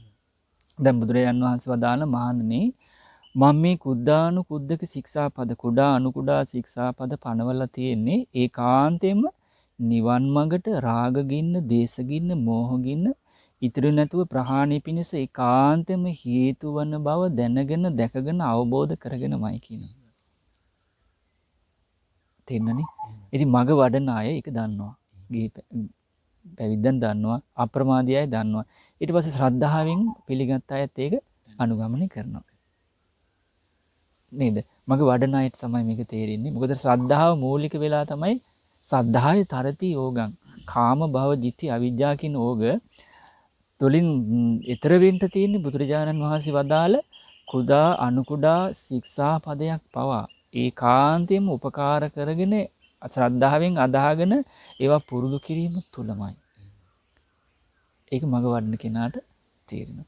එහෙනම් සොරකම කියලා කියන්නේ මොකද්ද? තමන්ට නොදුන් දෙයක් අන්සතු අනුන්ගේ ගෙදර වත්තක ඉඩමක ගමේ නගරේ පළාතේ රටේ ලෝකේ කොහේ හරි තැනක තියෙනවා නම් ජීවි වේවා ආජීවේවා සොරසිතින් ගන්නවා නම් අන්න ඒක තමයි සොරකම කියලා කියන්නේ. එතකොට පංච දුස්චරිතයේ දෙවෙනි එක මොකද්ද? සොරකම. ඔන්නෝම තමයි සොරකම වෙන්නේ. දැන් මෙහෙම දන්නේ නැහැ නේ කොට සොරකමේ වැලකීම කියලා කියනවා. එතකොට මොකද්ද සොරකම කොයි විදිහට සිද්ධ වෙන්නේ කියලා දන්නේ නැහැ නේද? දැන් මින් එහාට සීමාව මින් එහාට දෙයක් විසර කළා නැහැ. ඒක තේරුණාද? හරි. තුන්වෙනි එක මොකද්ද? පංච දුස්චරිතේ කාමේසු මිච්ඡාචාරා වේරමණී සික්ඛාපදං සමාදියාමි. ඒ කියන්නේ මොකද්ද? වැරදි කාම සේවනයෙන් වැළකීම නම් වූ සිල්පදේ සමාදමි. උච්චර නිදන්නේ. එතකොට උපමනකින් පුළුවන්ද? සමහරක් කියනවා වැරදි කාමෙන් කියන එක පංචකාමයෙන් කියලා වැළකීමලු. රූප, ශබ්ද, ගන්ධ, රස, පහස කියන කැමැති කරුණු වෙච්ච පහ පංචකාමයෙන්. මේකින් වැළකීම තමයි වැරදි කාම සේවනයෙන් වැළකීම කියලා සමහරක් කියනවා අපිට අහලා තියෙනවා. ඒකද මේ විස්තර කරන්නේ. බුදුරජාණන් වහන්සේ ඒ කරුණට අදාළ ඒ තැන විස්තර කරලා තියෙන දේවල්, විභාග කරලා තියෙන දේවල්, පනවලා තියෙන දේවල් ඒ තැන ඒ විදිහටමයි තීරුම් අරගෙන පුරුදු කරන්න තියෙන්නේ. ඒක මග වඩනයි දන්නවා. ඒක පටලවා ගන්න නැහැ. මේක පටලවා ගන්න නැහැ. පටලවගෙන මේක යන්න පුළුවන්කම නැහැ. දැන් දේශනා නානත්වයක් විභංගයක් අපිට එකපාරට හැම තැනින්ම දැක ගන්න අහන්න ලැබෙන්නේ පොත්පත්වල තියෙන නිසානේ. හැබැයි මේ ධර්මය ආවේ ගුරුවරයාගෙන් ගෝලයට. එතකොට ගුරුවරයා හොඳ දහම් දැනුමින් යුක්තයි. දහම් දැනුමින් යුක්ත ගුරුවරයා ගෝලයට සමස්තම Taman දන්න දේ හැමදේම කියන්නේ නේද? නෑනේ. අවශ්‍ය කරන දේ විතරයි දෙන්නේ. අද වෙලා තියෙන්නේ මොකද්ද? බැමිණිටියා සායෙන් පස්සේ අලු විහාරේ රහතන් වහන්සේලා එකතු වෙලා ධර්මයේ අනාගතයේ උපදින අයගේ සිහිනුවන අඩවීම දැකලා ගාන්තාරූඪ කළා. දැන් මේ ගාන්තාරූඪ කිරීමත් එක්ක දැන් මේ පරිවර්තනය තියෙනවා. නේද? ඒ පරිවර්තන ඉගෙනගෙන මොකද කරන්නේ? දැන් අර සියලු ස්කන්ධ ධාතු ආයතන ලෝකේ ගැන, දුක්ඛ සමුදය නිරෝධ මාර්ගය ගැන, සත්‍තිස් බෝධිපාක්ෂ ධර්ම ගැන අකුරු දන්නවා නම් ඕන කෙනෙකුට ඉගෙන ගන්න පුළුවන්. හැබැයි ඉගෙන ගන්නවා කියන එක ශ්‍රාවකත්වය නෙමෙයි. ඉගෙන ගත්තා කියන එක ශ්‍රාවකත්වය නෙමෙයි. ඉගෙනගෙන මතක තියාගෙන ඉන්න එක ශ්‍රාවකත්වය නෙමෙයි. මතක තියෙන දේ සජ්ජායනා කරනවා කියන එක ශ්‍රාවකත්වය නෙමෙයි. අනුන්ට කියන එකත් ශ්‍රාවකත්වය නෙවෙයි. ධම්ම විහාරය එහෙම නෙමෙයිනේ. ධර්මයේ හැසෙන එකෙන් අනේද අපි කතා කළා. ඔව් ඒ ධර්මයේ ජීවිතේට නුවණින් ගලපලා තේරුම් අරගෙන කල්යාණ මිත්‍ර ඇසුරේ දස කතාවෙන් ගිහි කෙනෙක් නම් අනාගාමී බව ඉලක්ක කරගෙන ඇඳිවත හිසිනිගත් වුණ පාවෙන් මග වඩන එක. ශ්‍රාවකත්වය. පැවිද්දන් නම් ඇඳිවත හිසිනිගත් උපමාවෙන් සක්කාය දිට්ඨි ප්‍රහාණයට නිවනට වීරිය කිරීම. ඒක තමයි ශ්‍රාවකත්වය. නේද? එතකොට ඊට අනුරූපව දහම් දැනුමක් තියෙනවා නම් ඒක වැඳුම් පිදුම් සත්කාර සම්මාන ලැබනවා. ඒක සම්මත ලෝකයේ විග්‍රහ වෙන දහම් දැනුම නෙමෙයි. අර කලින් එක ගුණයක් විදිහට ගෞරව සත්කාර සම්මාන ලැබෙන්නේ නෑනේ. මේක බහුශ්‍රත බව. ඒක ගුණයක්. ගුණයක් වෙන්නේ දුකින් නිදහස් වීම පිණිස ඒ දහම් දැනුම එයා උපකාර කරගන්න නිසා. එහෙනම් වැරදි කාම සේවනයෙන් වැරදි කාම සේවනය කියලා කියන්නේ මොකද්ද ලෝකේ? බුදුරජාණන් වහන්සේ වදාලා ඔන්න යම් ස්ත්‍රියක් ඉන්නවා. ඒ ස්ත්‍රිය අම්මගේ ආරක්ෂාව යට තියෙන කෙනෙක්. එහෙම නැත්නම් තාත්තගේ ආරක්ෂාව යට තියෙන කෙනෙක්. එහෙම නැත්නම් ඒ ස්ත්‍රිය මව් විසින් රකින්න කෙනෙක්. එහෙම නැත්නම් පියා විසින් රකින්න ආරක්ෂා කරන කෙනෙක්. එහෙම නැත්නම් අම්මයි තාත්තයි දෙන්නම ආරක්ෂා කරන ස්ත්‍රියක් ඉන්නවා. එහෙම නැත්නම් යම් ස්ත්‍රියක් ඉන්නවා සහෝදරයා විසින් ආරක්ෂා කරගෙන ඉන්නවා. එතකොට අයිතිකාරයෙක් කියන එක මේ කියන්නේ. ස්ත්‍රියකට අයිතිය තමයි මේ පනවන්නේ. අම්මා තාත්තා එහෙම. එහෙම නැත්නම් යම් ස්ත්‍රියක් ඉන්නවා සහෝදරිය යටතේ තමයි ආරක්ෂාව ඇතුව ඉන්නේ. එහෙම නැත්නම් ස්ත්‍රියක් ඉන්නවා ඒ ස්ත්‍රිය ආරක්ෂා කරගෙන ඉන්නේ ආරක්ෂාව යටතේ නෑයන් යටතේ. එතකොට ඒ ස්ත්‍රිය ආරක්ෂා කරගන්නේ කවුද? නෑයන් විසින්. එහෙම නැත්නම් යම් ස්ත්‍රියක් ඉන්නවා ඒ ස්ත්‍රිය ආරක්ෂා කරගෙන ඉන්නේ ගෝත්‍රය. ගෝත්‍රය තුල තමයි ස්ත්‍රිය ආරක්ෂා කරගෙන ඉන්නේ ගෝත්‍ර වාසීන් විසින්. එහෙම නැත්නම් ස්ත්‍රියක් ඉන්නවා ධර්මයෙන් රකින්න ධර්මානුකූලව ජීවත් වෙන ධර්මයෙන් රකින්න ස්ත්‍රියක් ඉන්නවා. එහෙම නැත්නම් ඉන්නවා යම් ස්ත්‍රියක් ඒ ස්ත්‍රියට ස්වාමියෙක් ඉන්නවා. එහෙනම් එතනත් අයිතිකාරයෙක් ඉන්නවා. එහෙම නැත්නම් යම් ස්ත්‍රියක් ඉන්නවා එයා තාම විවාහ වෙලා නැහැ. හැබැයි විවාහ පිණිස ගිවිස අරගෙන ඉන්නේ මල් මාලාවක් දාගෙන ඉන්නේ මුද්දක් දාගෙන ඉන්නේ. ආන්නේ ඒ ආරක්ෂාව යටතේ අයිතිකාරයන් යටතේ ඉන්න කවුරු යටතේද? අම්මා යටතේ හෝ තාත්තා යටතේ හෝ අම්මා තාත්තා යටතේ එහෙම නැත්නම් සහෝදරයන් යටතේ ඉන්න සහෝදරියන් යටතේ ඉන්න සහෝදර සහෝදරියන් යටතේ ඉන්න නෑයන් යටතේ ඉන්න තම ගෝත්‍රය යටතේ ඉන්න ධර්මයෙන් රකින්න ස්වාමියෙක් සිටින අඩුතරමේ විවාහයේ පිණිස මල් මාලාවක් මුද්දක් හරි දාලා ඉන්න යම් ස්ත්‍රියක් ඉන්නවා නම් ඒ බඳු ස්ත්‍රියකගේ චරිතය කෙලසෙන විදිහට යමෙක් කටයුතු කරා ඉන්නම් ආන්නේ ඒක තමයි වැරදි කාමසේවනය කියලා කියන්නේ. ඒකට මේක තමයි වැරදි කාමසේවනය කියලා කියන්නේ. දැන් මෙහෙම ලෝකේ කතා වෙනවද මේක? එතකොට පංච දුස්තරිතය ගැනවත් උපතින් බෞද්ධයයි කියා ගන්න අපේ සමහර අපිමුතුන් බොහෝ දෙනෙක් දන්නේ නැහනේ. කොච්චරද කියන්නේ අපි දන්නවා තිසරණේ අපි සජ්ජායනා කරනවා. පංචශීල සමාදන් වෙන්න කලින් මොකද? නමෝ තස්ස භගවතු අරහතෝ සම්මා සම්බුද්දස්ස කියලා 3 වතාවක්නේ. ඊට පස්සේ මොකම කරන්නේ? බුද්ධං සරණං ගච්ඡාමි, ධම්මං සරණං ගච්ඡාමි, සංඝං සරණං ගච්ඡාමි. ඊළඟට දෙවෙනි වතාව කියලා කියන්නේ ဒ ුතියම්පි ඒකවත් දන්නේ නැති අය ඉන්නව නේද? ဒ ුතියම්පි බුද්ධං ධම්මං සංඝං සරණං ගච්ඡාමි කියලා. ඊළඟට කියන්නේ මොකද්ද? තතියම්පි කියලා දන්නේ නැති අය ඉන්නවද නැද්ද? දැන් අපිට පේනවනේ පංචශීල සමාදන් කරනකොට බොහෝ කාලයක් කරේ ගිහි වේවා පැවිදි වේවා සීල් සමාදන් කරනකොට කෙනෙක් හවුන්දයි දැන් নমස්කාරය කියලා කියන්ට බුද්ධං කියලා කියනවනේ. ඒක කියවලා තමයි හුරු. නේද? හැබැයි ඒක කවුරුවත් කියවන්න ඕන එකක්ද? ඒ මට්ටමට ඇවිල්ලානේ Taman දෙන දානෙදත් ඉමම් බික්ඛම් බික්ඛු සංඝස්ස දේම කියලා වළඳන පිරිසටත් කියන්න උනා නේද? ඒක වළඳන පිරිසේ කොටසද පූජා කරන පිරිසගේ කොටස? එතකොට පූජා කරන පිරිසගේ කොටසත් වළඳන පිරිසට කියන්න උනා කියලා කියන්නේ පූජා කරන පිරිසගේ කොටසටත් කොටසෙනුත් ඒ අය ඈත් වෙලා කියන එක නේද? ඈත් වෙලා කියන එක නේද? ඒ මට්ටම නේද අද තියෙන්නේ. හැබැයි රටේ ලෝකේ තියෙන බලිතොයිල් බහුබූත 7 වෙනි විඥානයක් ගැනනුත් කතා කරනවා. දේශපාලන විඥානය කියලා. විද්‍යාව කියලා මොනවද අවිද්‍යාව නාමයෙන් මේ ලෝකේ තියෙන හැම දෙයක්ම දන්නවා. හැබැයි ඕනදී ජීවිතේ සංසිඳවන බය වහිර දුරු කරන නේ සුගති සම්පත් සලසාසන ඒ ඕන කරන මුනිවරු බිහි කරන සත්පුරුෂ ධර්මයේ ගැන තේරුමක් එහෙම එකක් නැහැ. ඕන දෙයක් නැහැ. මොකද වර්තමානයේ යහපත් දේ යහපත් වූ දේවල් සත්පුරුෂ ධර්මයේ සිල්ලතුන් ගුණවතුන් ප්‍රශංසා ලබන්නේ නැහැ. දුස්සීලයේ කෙලෙස් තමයි වැඳුම් පිදුම් සත්කාර සම්මාන ලබන්නේ. ප්‍රමාදියයිද අප්‍රමාදියයිද? ප්‍රමාදියයි ගිහි පැවිදියයි තමයි වැඳුම් පිදුම් ලබන්නේ. මොකද ලෝකයා ප්‍රමාදී නිසාද අප්‍රමාදී නිසාද? ප්‍රමාදී නිසා. ලෝකයා සිහිනුවණින් යුක්ත නිසාද සිහිනුවණින් තොර බව නිසාද? තොර බව නේද? බුදුරජාණන් වහන්සේ වදාළේ සිහිනුවණින් තොරව. ඒ වගේම අකුසලයේ තුල ඉන්න අකුසල් වර්ණනා කරන අකුසලේම ප්‍රශංසා කරන අය හරියට එකතු වෙලා වාසය කරනවා නම් ඒක හරියට පිස්සන් කොටුවේ ඉන්න පිස්සන්ගේ එකතුවක් වගේ කියනවා. දැන් වර්තමානයේ උන් දැන් මේ යුගයේ වෙනකොට ජනප්‍රිය නළුවා තෝරන SMS එවන්නලු. ජනප්‍රිය නිලිය තෝරන SMS එවන්නලු. හොඳම නළුවා හොඳම නිලිය ඒවා තෝරන්ට SMS එවන්න කියනවනේ.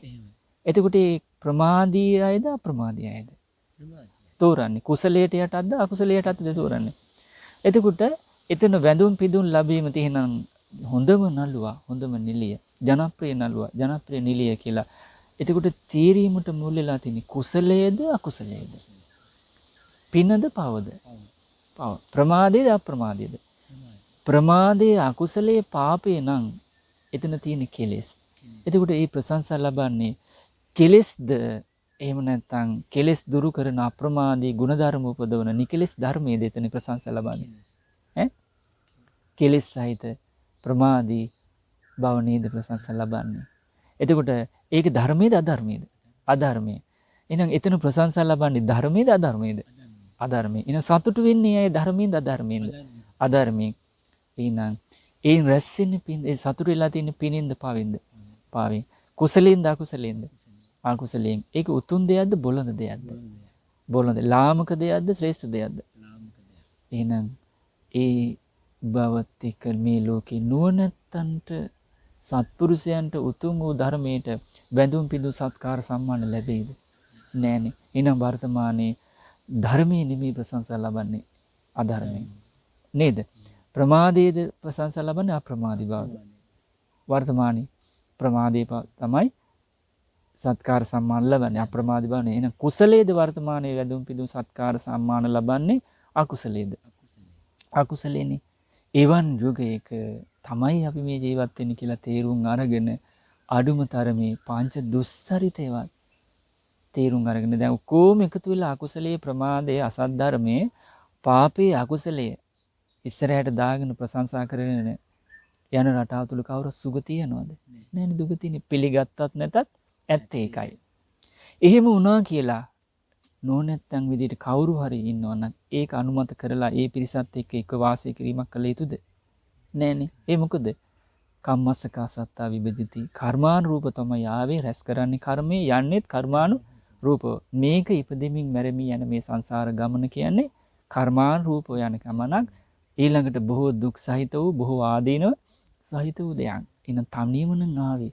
තනියම නම් යන්නේ. යන ගමනේදී මුණ ගැහෙන්නේ මෙලව පරලොව වශයෙන් සුගති දුගති නම් ඒක තීරණය වෙන්නේ මේ ජීවිතයේ මොහොතේ කරන කියන හිතන රටාව තුල රැසෙන පිනට පවට අනුවට නම් කුසලයට අකුසලයට අනුව නම් පාපේ අකුසලයේ දුක උපද්දනවා නම් පින කුසලයේ සැපේ උපද්දනවා නම් සැපේ කැමති නොනැත්තෙක් විදිහට කෙනෙක් කරන්න ඕන. බොහෝ පිරිසක් ප්‍රශංසා කරන අකුසලයේ අසත්‍ය අධර්මයේ පාපය ප්‍රමාදී බව වර්ණනා කිරීමද එහෙම නැත්නම් අප්‍රමාදී බව කුසලයේ පින යහපත ප්‍රශංසා කිරීමද කළ යුතු වන්නේ. අප්‍රමාදී බව කුසලයේ පින යහපත වර්ණනා කිරීම අනුමත කිරීම ඊට අනුව ජීවත් වීම නේද? සමහර විට ඒක නියපොත් අතේ ගත් ඇඟිලි ප්‍රමාණය වෙන්න පුළුවන්. අන්න ඒකයි බුදුරජාණන් වහන්සේ වදාළේ මේ උපන් මිනිස්යන්ගෙන් ජීවත් වෙලා මැරෙනකොට මහ පොළොව වගේ පිරිසක් ජීවත් වෙලා මැරුණට පස්සේ සතර අපායේ නිරේ තිරිසන් ප්‍රේත අසුර ලෝකෙ උපදිනවා. නිරේ තිරිසන් ලෝකෙත් එක් වතාවක් තමන්ගේ වෙච්ච අකුසලයක විපාකයක් විදිහට ඉපදෙන්න සිද්ධ වුණොත් ආයෙමත් එයාට සුගතියේ උපදිනවා කියන කරුණ සිද්ධ වෙන දෙයක් ලේසි නෑ. හරියට කන කැස්සක් බෑවා වීසුදුරින් අහස බලනවා කියන කාරණය වෙන්න පුළුවන්. ඒ මොකද නිරේ ඉපදුනාට පස්සේ ලෝදිය බීලා ගුණුගුලි කකා අසූචි මල මුත්‍ර ගොඩේ නේද? ලෝදිය බිබී තියුණු දුක් විඳින්න වෙනවා. ආයේ පින් කරන්න පුළුවන්කම තිරිසන් ලෝකයේ එකිනෙකා මරාගෙන බයෙන් වෛරයෙන් තැති ගැනීමෙන් පලි ගැනීමෙන් පව්වෙන් වැස්සෙන් පින්නෙන් සීතලෙන් මැසි මදුරුවන්ගෙන් දුක් විඳමින් තමයි පින් කරන්න පුළුවන්. ඒ රටාවෙන් නේද අපි මිදුනේ.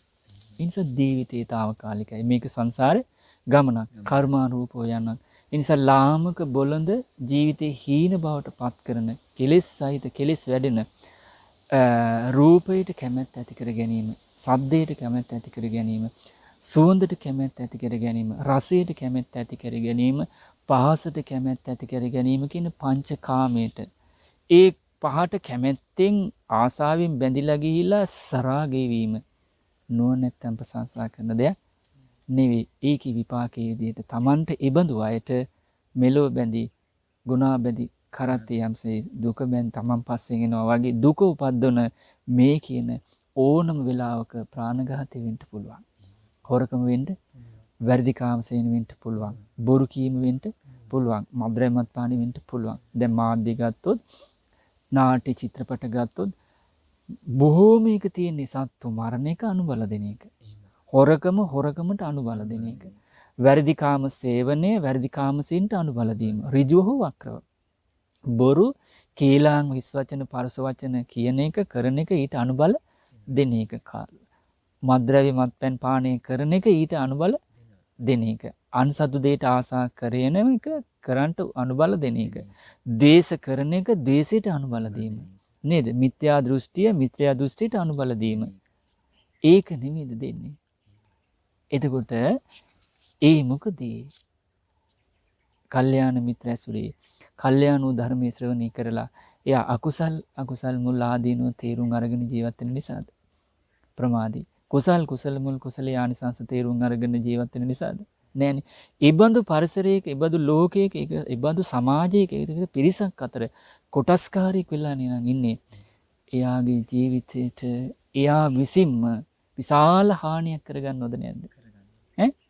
අපරාධිනේද මනුස්ස ලෝකේ. අපරාධිනේද මනුස්ස ජීවිතේ. අන්න ඒ අපරාධය එතකොට තමන්ගේ ජීවිතේට කරගන්නේ අනුන්ද තමන්ද? තමන්නේ.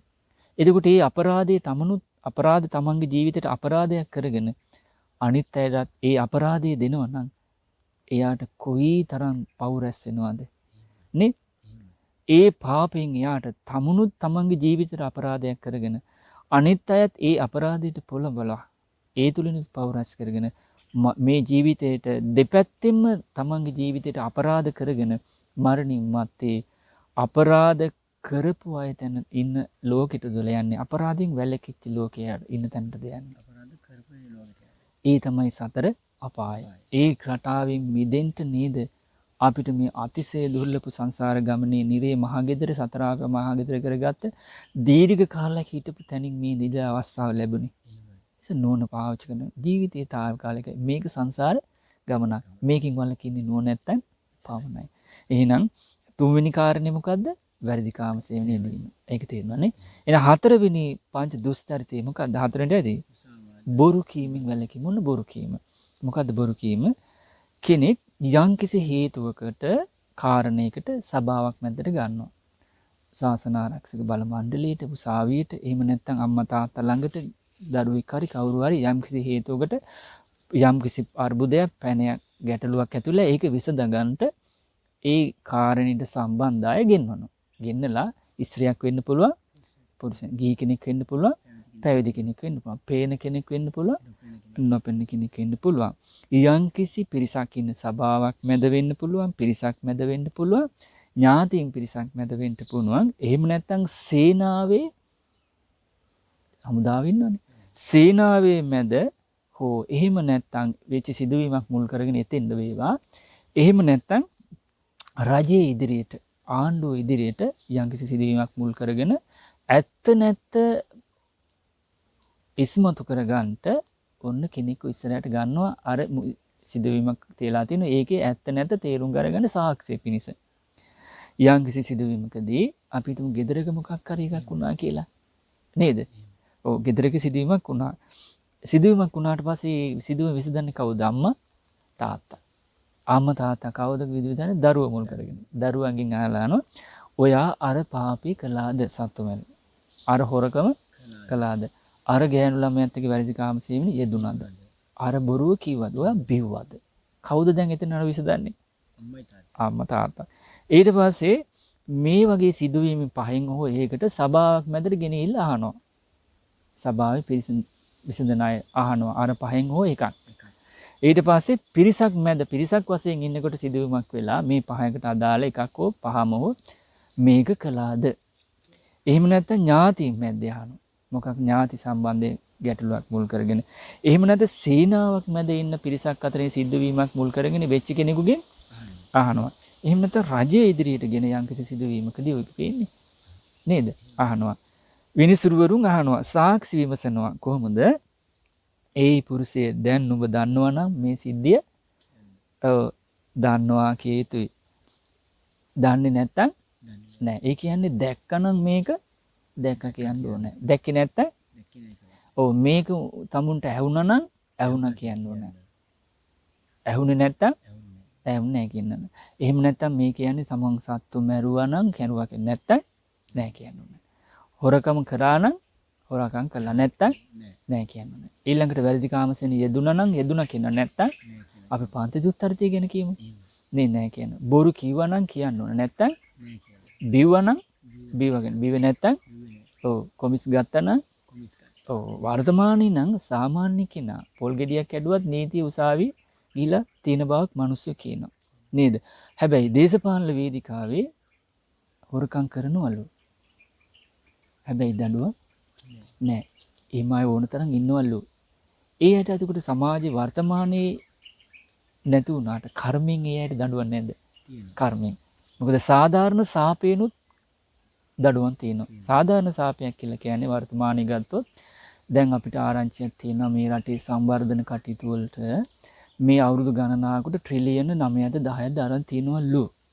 හැබැයි ඒ ට්‍රිලියන 9ද 10න්ද සමාජගත වෙලා මහා ජනතාවගේ ප්‍රයෝජනට ගිහිල්ලා තියෙන ට්‍රිලියන යම් ප්‍රමාණයක්ලු. ඉතිරිවට වෙච්ච දෙයක් නෑ. එහෙනම් ඒවා තියෙන්නේ බලවතුන් අතරද සාමාන්‍ය අතරද වෙන්න පුළුවන්. එහෙමනම් ඒ බලවත් අයට දැන් ඒකට නඩු විභාග මොනවද තියනවද? නෑනේ. ඒ නිසා මිනිස්සු කියනවා ඒක පුද්ගල ණයබර මිනිස්යන්ට වර්තමානයේ ලක්ෂ 6ක්ද 4ක්ද කියලා කියනවා. එතකොට අර ගත්ත එකේ ණය දැන් ජාත්‍යන්තරනේ ගෙවන්න තියෙන්නේ. එතකොට මිනිස්සු දැන් උපදින එක්කිනත් අදේ පුදුනත් එයාට ණයබරක් තියෙනවා. හැබැයි එයා ණය අරගෙනද? එතකොට මේ ණය අරගෙන තියෙන්නේ කොහෙද? ගත්ත අය ඉන්නවා, තියෙන අයත් තියෙනවා. සමහර ඒ පිමුතුන්ගේ මුදල් ලංකා බැංකුවල නැහැ. පිට රටවල් වල තමයි තියෙන්නේ. එතකොට ඒ අය ඒවා ඒ මුදල් අහපව් ගන්න ලංකාවේ නීතියට බලයකොත් නැහැ. මොකද නීති හදන්නෙත් ඒ පිමුතුන්නේ නේද? එතකොට ඒකට කටයුතු කිරීමකුත් නැහැලු. එතකොට මිනිස්සු සාමාන්‍ය රටේ ජනතාව අපිට ආරංචි වෙනවා ඒ අය සාප කරනවා. මේ ගත්ත සල්ලි අපි ණයකාරයෝ කරපු අයට සාප කරනවා මේ කට්ටියට නම් හොඳක් වෙන්න එපා කියලා. එතකොට ඒ සාපේ සාධාරණ නැද්ද? අන්නේ සාධාරණ සාපේ වදිනවා. මේ ජීවිතේ පුරාට වදිනවා. ඊළඟට ඒ අසාධාරණ අයිති ඉපීම් යම් මොහොතක මරණාසන්න මොහොතේ සමහර විට එක ලෙඩෙන් අර ඔක්කොම ඉවර වෙන්න පුළුවන්. ඊට පස්සේ තියුණු කටුක මානසික දුක් විඳලා මරණින් මත්තේ පරලොව කර්මයරුවට මේ ලෝකේ කොයිතරම් හැංගිලා හිටියත් බේරිලා හිටියත් සාධාරණ සමාජයේ සාපේනුත් නින්දා ලබනවා. ඊට පස්සේ දඬුවමක් නැත්නම් කර්මයෙන් දඬුවම පරලොව ඒකාන්තයෙන්ම තියෙනවා. ඒ නිසා අපි නුවණැත්තන් විදිහට ගන්න ඕන අනුන් කරන දේවල් අපිට වැඩ නැහැ. තමන් කරන කියන දේවල් බලාගත්තොත් ඇති අනුන් කරන දේවල් තමන්ට අනුන්ට තියෙයි තමන් කරන දේවල් තමන්ට තියෙයි. එහෙමයි නුවණැත්තෝ පිරිසිදු වෙන්නේ. නේද? ඒ නිසා සාපේ වැඩකුත් නැහැ. තමන් ගැන බලාගත්තනේ ඇති. එහෙමනම් ඒ විදිහට කරපු දෙයක් ගැන දැක්කපු දෙයක් ගැන අහපු දෙයක් ගැන මේ පංච දුස්තරයතේ ගැන මොකක් හරි කියන කරුණක් දැනගන්න පිරිස මැද සභාවක් මැදට ගෙන්න ගත්තට පස්සේ ඒ පිරිස අනුව දැන් ඔබ මේක දන්නවනම් කියන්න ඕන. දන්නේ නැත්නම් දන්නේ නැහැ කියන දැකපු දෙයක් අහපු දෙයක් කියන සමස්තයක් වශයෙන් ගත්තොත් පංච දුස්තරිතේ කළා නම් කළා. කලේ නැත්නම් නැහැ කියන කාරණේ තේරෙනව නේද? දැන් ඊට පස්සේ මෙයා මොකද කරන්නේ? Taman දැනත් Taman නොදන්නවා කියනනම් ඒ කියන්නේ මෙයා මේ සිදුවීමට අදාළ මෙයා සත්තු මරනවා කියලා දැක්කා. ප්‍රාණඝාතයක් කියලා කියමු අපි. මනුස්ස ඝාතනය. මෙයා දැක්කා. ඒ ගැන Taman ඇහුවා. ඊට පස්සේ සිදුවීමට අදාළ සිදුවීමේදී මෙයා සොරකම කළා. ඒ ගැන දන්නවා. වැරදිකමකින් කළා. ඒ ගැන දන්නවා. බොරු කිව්වා. ඒ ගැන දන්නවා. බීවා ඒ ගැන දන්නවා. හැබැයි මෙයා මොකද දැනම Taman දන්නේ සත්තු මරුවේ නැහැ කියනවා. හොරකම් කළේ නැහැ කියනවා. වැරදි කාම සේවනයේ යෙදුනේ නැහැ කියනවා. බොරු කිව්වේ නැහැ කියනවා. බිව්වේ නැහැ කියනවා. ඕනනම් බැලුමියක් ගේන්න කියන පිඹල බලන්න. සමහර විට කෙලින් ඉන්නත් බෑ. නෝනට තමයි කියන්නේ බැලුමියක් අරන් එන්න කියනවා පුඹල පෙන්නන්න. තියෙනව නේද? බීපුවා එහෙම කරනව නේද? දැන් කාන්තාවන් බොනව බව හැබෑව බහුතරයක් බොන්නේ නැහනේ. එතකොට බොන පවුල් වල ඉන්න ස්වාමිවරු ඉන්න කාන්තාවන් සැපසේද වාසය කරන්නේ දුකසේද? ඒක කොච්චර තේරෙනවද කියන්නේ නොබී ඉන්න පිරිමි කෙනෙක් බොන කෙනෙක් ඇසුරු කරන්න කැමතිද? එයාට ඒ ගඳ මිහිරිද අමිහිරිද? පිරිමි කෙනෙකුට එහෙමනම් නොබන උපතින්ම නොබී සසරේ සිල්වත් කෙනෙක් විදිහට ආපු කාන්තාවක්ට බීමත්කමට බේබදුකමට හුරු වෙච්ච ස්වාමියෙක් එක්ක ජීවත් වෙන්න උනොත් ඒ කාන්තාවට ඒක ජීවිතේ තියුණු කටුක හැමිරි අපසන දුක් උපදවන කරුණක් නෙවෙයිද? ඒ මොකද හොඳ ස්වාමියෙක් ලබන්න ඒ බිරිඳට වාසනාව පිනවද? සත්පුරුෂ දානේ ආනිසංස අඩු බව ස්වාමියාට බැලලා වැඩ නැහැ. තමන්ගේ අඩුව, පිනේ අඩුව. ඒ නිසා එහෙම බිරින්දාවරුන්ට ස්වාමිවරු ලැබිලා ඉන්නවනම් ස්වාමියාට බයින්න එපා. ඉවසීමෙන් තමන් ආරක්ෂා වෙන්න සීනුවණින් උතව ඔය සීමාව ඉක්මවා ගිහලා සිල් රැක ගන්න ආයි මෙයා මුණ ගැහෙන්නේ නැහැ. ඒ නැත්නම් නැත්නම් කඩපොළු මන්න අරගෙන නින්දා පහස කරගෙන යා රටාවෙන් එහෙම ආය මුණ ගැසෙනවා මිස මුණ නොගැසෙනවා නම් නොයි. නේද? එහෙමනම් මේවා කරලම කියනවා කලේ නෑ කියලා. ඒ වගේමයි නොකර කියනවා කළා කියලා. එතකොට වෙච්ච දෙයක්ද මේ කියන්නේ? අන්න ඒ වගේ නොදැනම දන්නවා කියනවා. දැනගෙනම ඒකනේ කරලා කරේ නෑ කියනවා. නොකර කරා කියනවා. අන්න ඒක තමයි ඒක කරනවා Taman නිසාත් කරනවා අනුන් නිසා Tamanගේ ආරක්ෂාවටත් කරනවා අනුන්ව බේරගන්න කියලාත් කරනවා. ඒ කියන්නේ නොවිච්ච දෙයක් වුණා කියනවා. වෙච්ච දේ උනේ අන්න ඒක තමයි කියනවා. ඒ කියන්නේ යම්කිසි වාසියක් ආත්ම වාසිය පිණිස කියනවා නම් නොවිච්ච දෙයක් වුණා කියලා වෙච්ච දේ කියන්නේ නැත්තම් නේ අන්න ඒක තමයි කියන්නේ බොරුව කියලා කියන්නේ. තේරුණාද? ඔව් නොවිච්ච දේ වුණා කියලා කියනවා. උණු දේ උනේ නැහැ කියනවා. ඒක තමයි බොරුව කියලා කියන්නේ. හරිද? ඊළඟට පස්වෙනි එක මොකද්ද? පංච දුස්චරිත පස්වෙනි එක. ඔව් මද්ද්‍රව්‍ය මත්පැන් පානින් වැළකීම ප්‍රමාදයටත් මත්වීමටත් හේතු වන මොනවාද? බීඩි සුරුට්ටු අරක්කු ගංජා අබින් කුඩු අයිස් තියෙනවනේ. ඒක ගොඩාක් තියෙනවනේ. ඔව් මේවා ප්‍රමාදයටත් මත්වීමටත් හේතු වෙනවා. එතකොට එයාට සීනුවට හොදා ගන්න පරිසරේ නැති වෙනවා. දැන් බලන්න බීමත්කමත් එක්ක කොච්චර පව්කම් කෙරෙනවද? අන්න ඒක තමයි කියනවා පස්වෙනි දුස්චරිතේ. මද්ද්‍රව්‍ය මත්පැන් පානය. දැන් මතකනේ පහ. සතුන් මැරීම ඒ විදිහටයි. සොරකම් කිරීම වෙන්නේ ඒ විදිහටයි. වැරදි කාම සේවනය වෙන්නේ ඒ විදිහටයි. බොරු කීම වෙන්නේ ඒ විදිහටයි. මද්ද්‍රව්‍ය මත්පැන් පානය වෙන්නේ මේ විදිහට. ඔන්න ඕකේ ඊට පස්සේ බුදුරජාණන් වහන්සේ මේ පංච දුස්චරිතය මේකේ ආදීනව මෙලව තියෙන භෝග සම්පත්තිය නැත්තට නැති වෙලා යනවා. තේරෙනවනේ? ඒක දුකක්. ගමේ ගොඩේ ඇලේ පිළේ තමන් ගෙදරීමේ පටන් ගන්න නින්දාව. ඒක දුකක්. තුන්වෙනි එක එයාට ප්‍රසිද්ධ ප්‍රභූ කෙනෙක් ළඟට යන්න බෑ. ග්‍රාමසේවක මහත්තයා ළඟට, විදුහල්පතිතුමා ළඟට, බාලසිය ලොකු මහත්තයා ළඟට, කාරුවත් ළඟට යන්න බෑ. මක්කු වෙනවා, ඇහැකිලෙනවා. ඇයි? තමන්ගේ ජීවිතයේ සිදුරු තියෙන නිසා. ඒක දුකද සැපද? දුකක්. හතරවෙනි කාරණය අසිහින් තමයි මැරෙන්නේ. ඒක දුකද සැපද? දුකක්. මරණින් මත්තේ තෙවුණු කටුකාමීරි අපසන්න ඇති දුක් ඇති නිරේ ත්‍රිසම්ප්‍රේත ලෝක උපදිනවා. පංච දුස්චරිතේ ආදීනවා. එහෙනම් මෙලවත් දුක පරලොවත් දුක. ඒ නිසා බුදුරජාණන් වහන්සේ වදාලා මෙන්න මේ පංච දුස්චරිතයත් එක්ක මෙලව පරලොව දුක උපදින බව තේරුම් අරගෙන ඒ පංච දුස්චරිතය අතහරින්න කිව්වා. අතහරින්න කිව්වා කොහොමද? ඒක හරියට මෙහෙම වගේ. දැන් යම්කිසි සිටුවරේ කෝ ව්‍යාපාරිකයෙක් ඉස්සර කරත්තවලනේ අරන් ගියේ. නේද? ගල් බඩු කරත්තවල පටපට වගන අරන් යනවා. යනකොට ගමෙන් පස්සේ හම්බෙන්නේ වනාන්තරේ. වනාන්තරේ ඉන්න හොරු. ඊට පස්සේ මේ වනාන්තරයේ මැද්දේ හොරු ඉන්නේ ඇයි?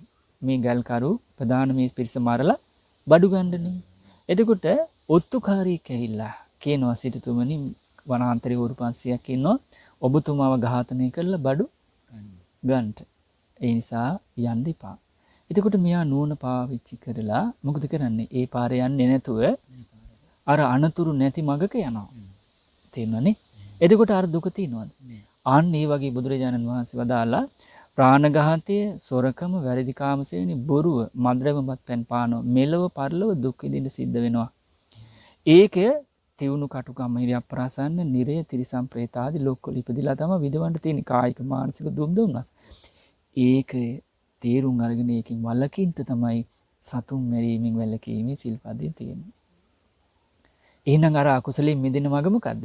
සතුන් මැරීමෙන් වැළකීම. එතකොට සොරකමින් වළකින මඟ මොකද්ද? සොරකමින් වැළකීම.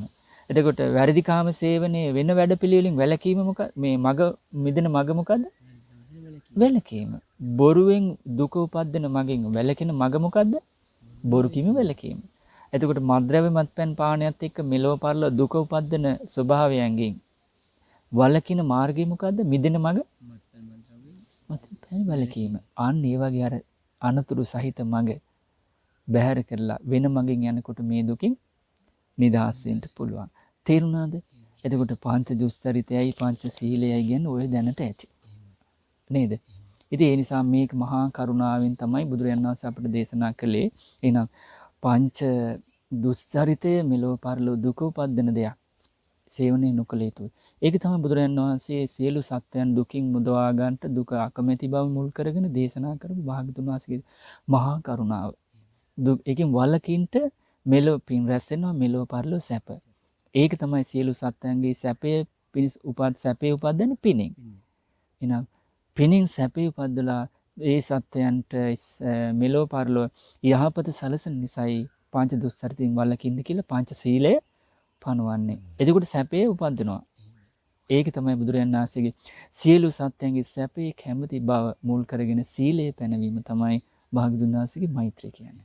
එහෙනම් මෛත්‍රී කරුණාව මූලික කරගෙන තමයි බුදුරජාණන් වහන්සේ මේ ධර්මයේ දෙවි මිනිසුන්ට කියා දෙන්නේ. කියන්නේ සියලු සත්‍යයන් දුක් විඳිනවට අකමැති ඒ නිසා පව් කරන්ට එපා කියලා සබ්බපාපස්සා කරන කුසලස්ස උපසම්පදා කුසල් වඩන්ට දාන සීල මේ සීලය ගැන භාවනා සීල සමාධි ප්‍රඥා වශයෙන් වඩන්ට පින් රැස් වෙන කුසල් වැඩෙනවා මෙලොව පරලොව සෙවණැල්ල වගේ තමන්ගේ පස්සේ ඇවිල්ලා සුගති සම්පත් සැප සම්පත් ලබා දෙනවා සැපයන්ගෙන් අග්‍ර වූ නිවන් සැපත් ලබා දෙනවා.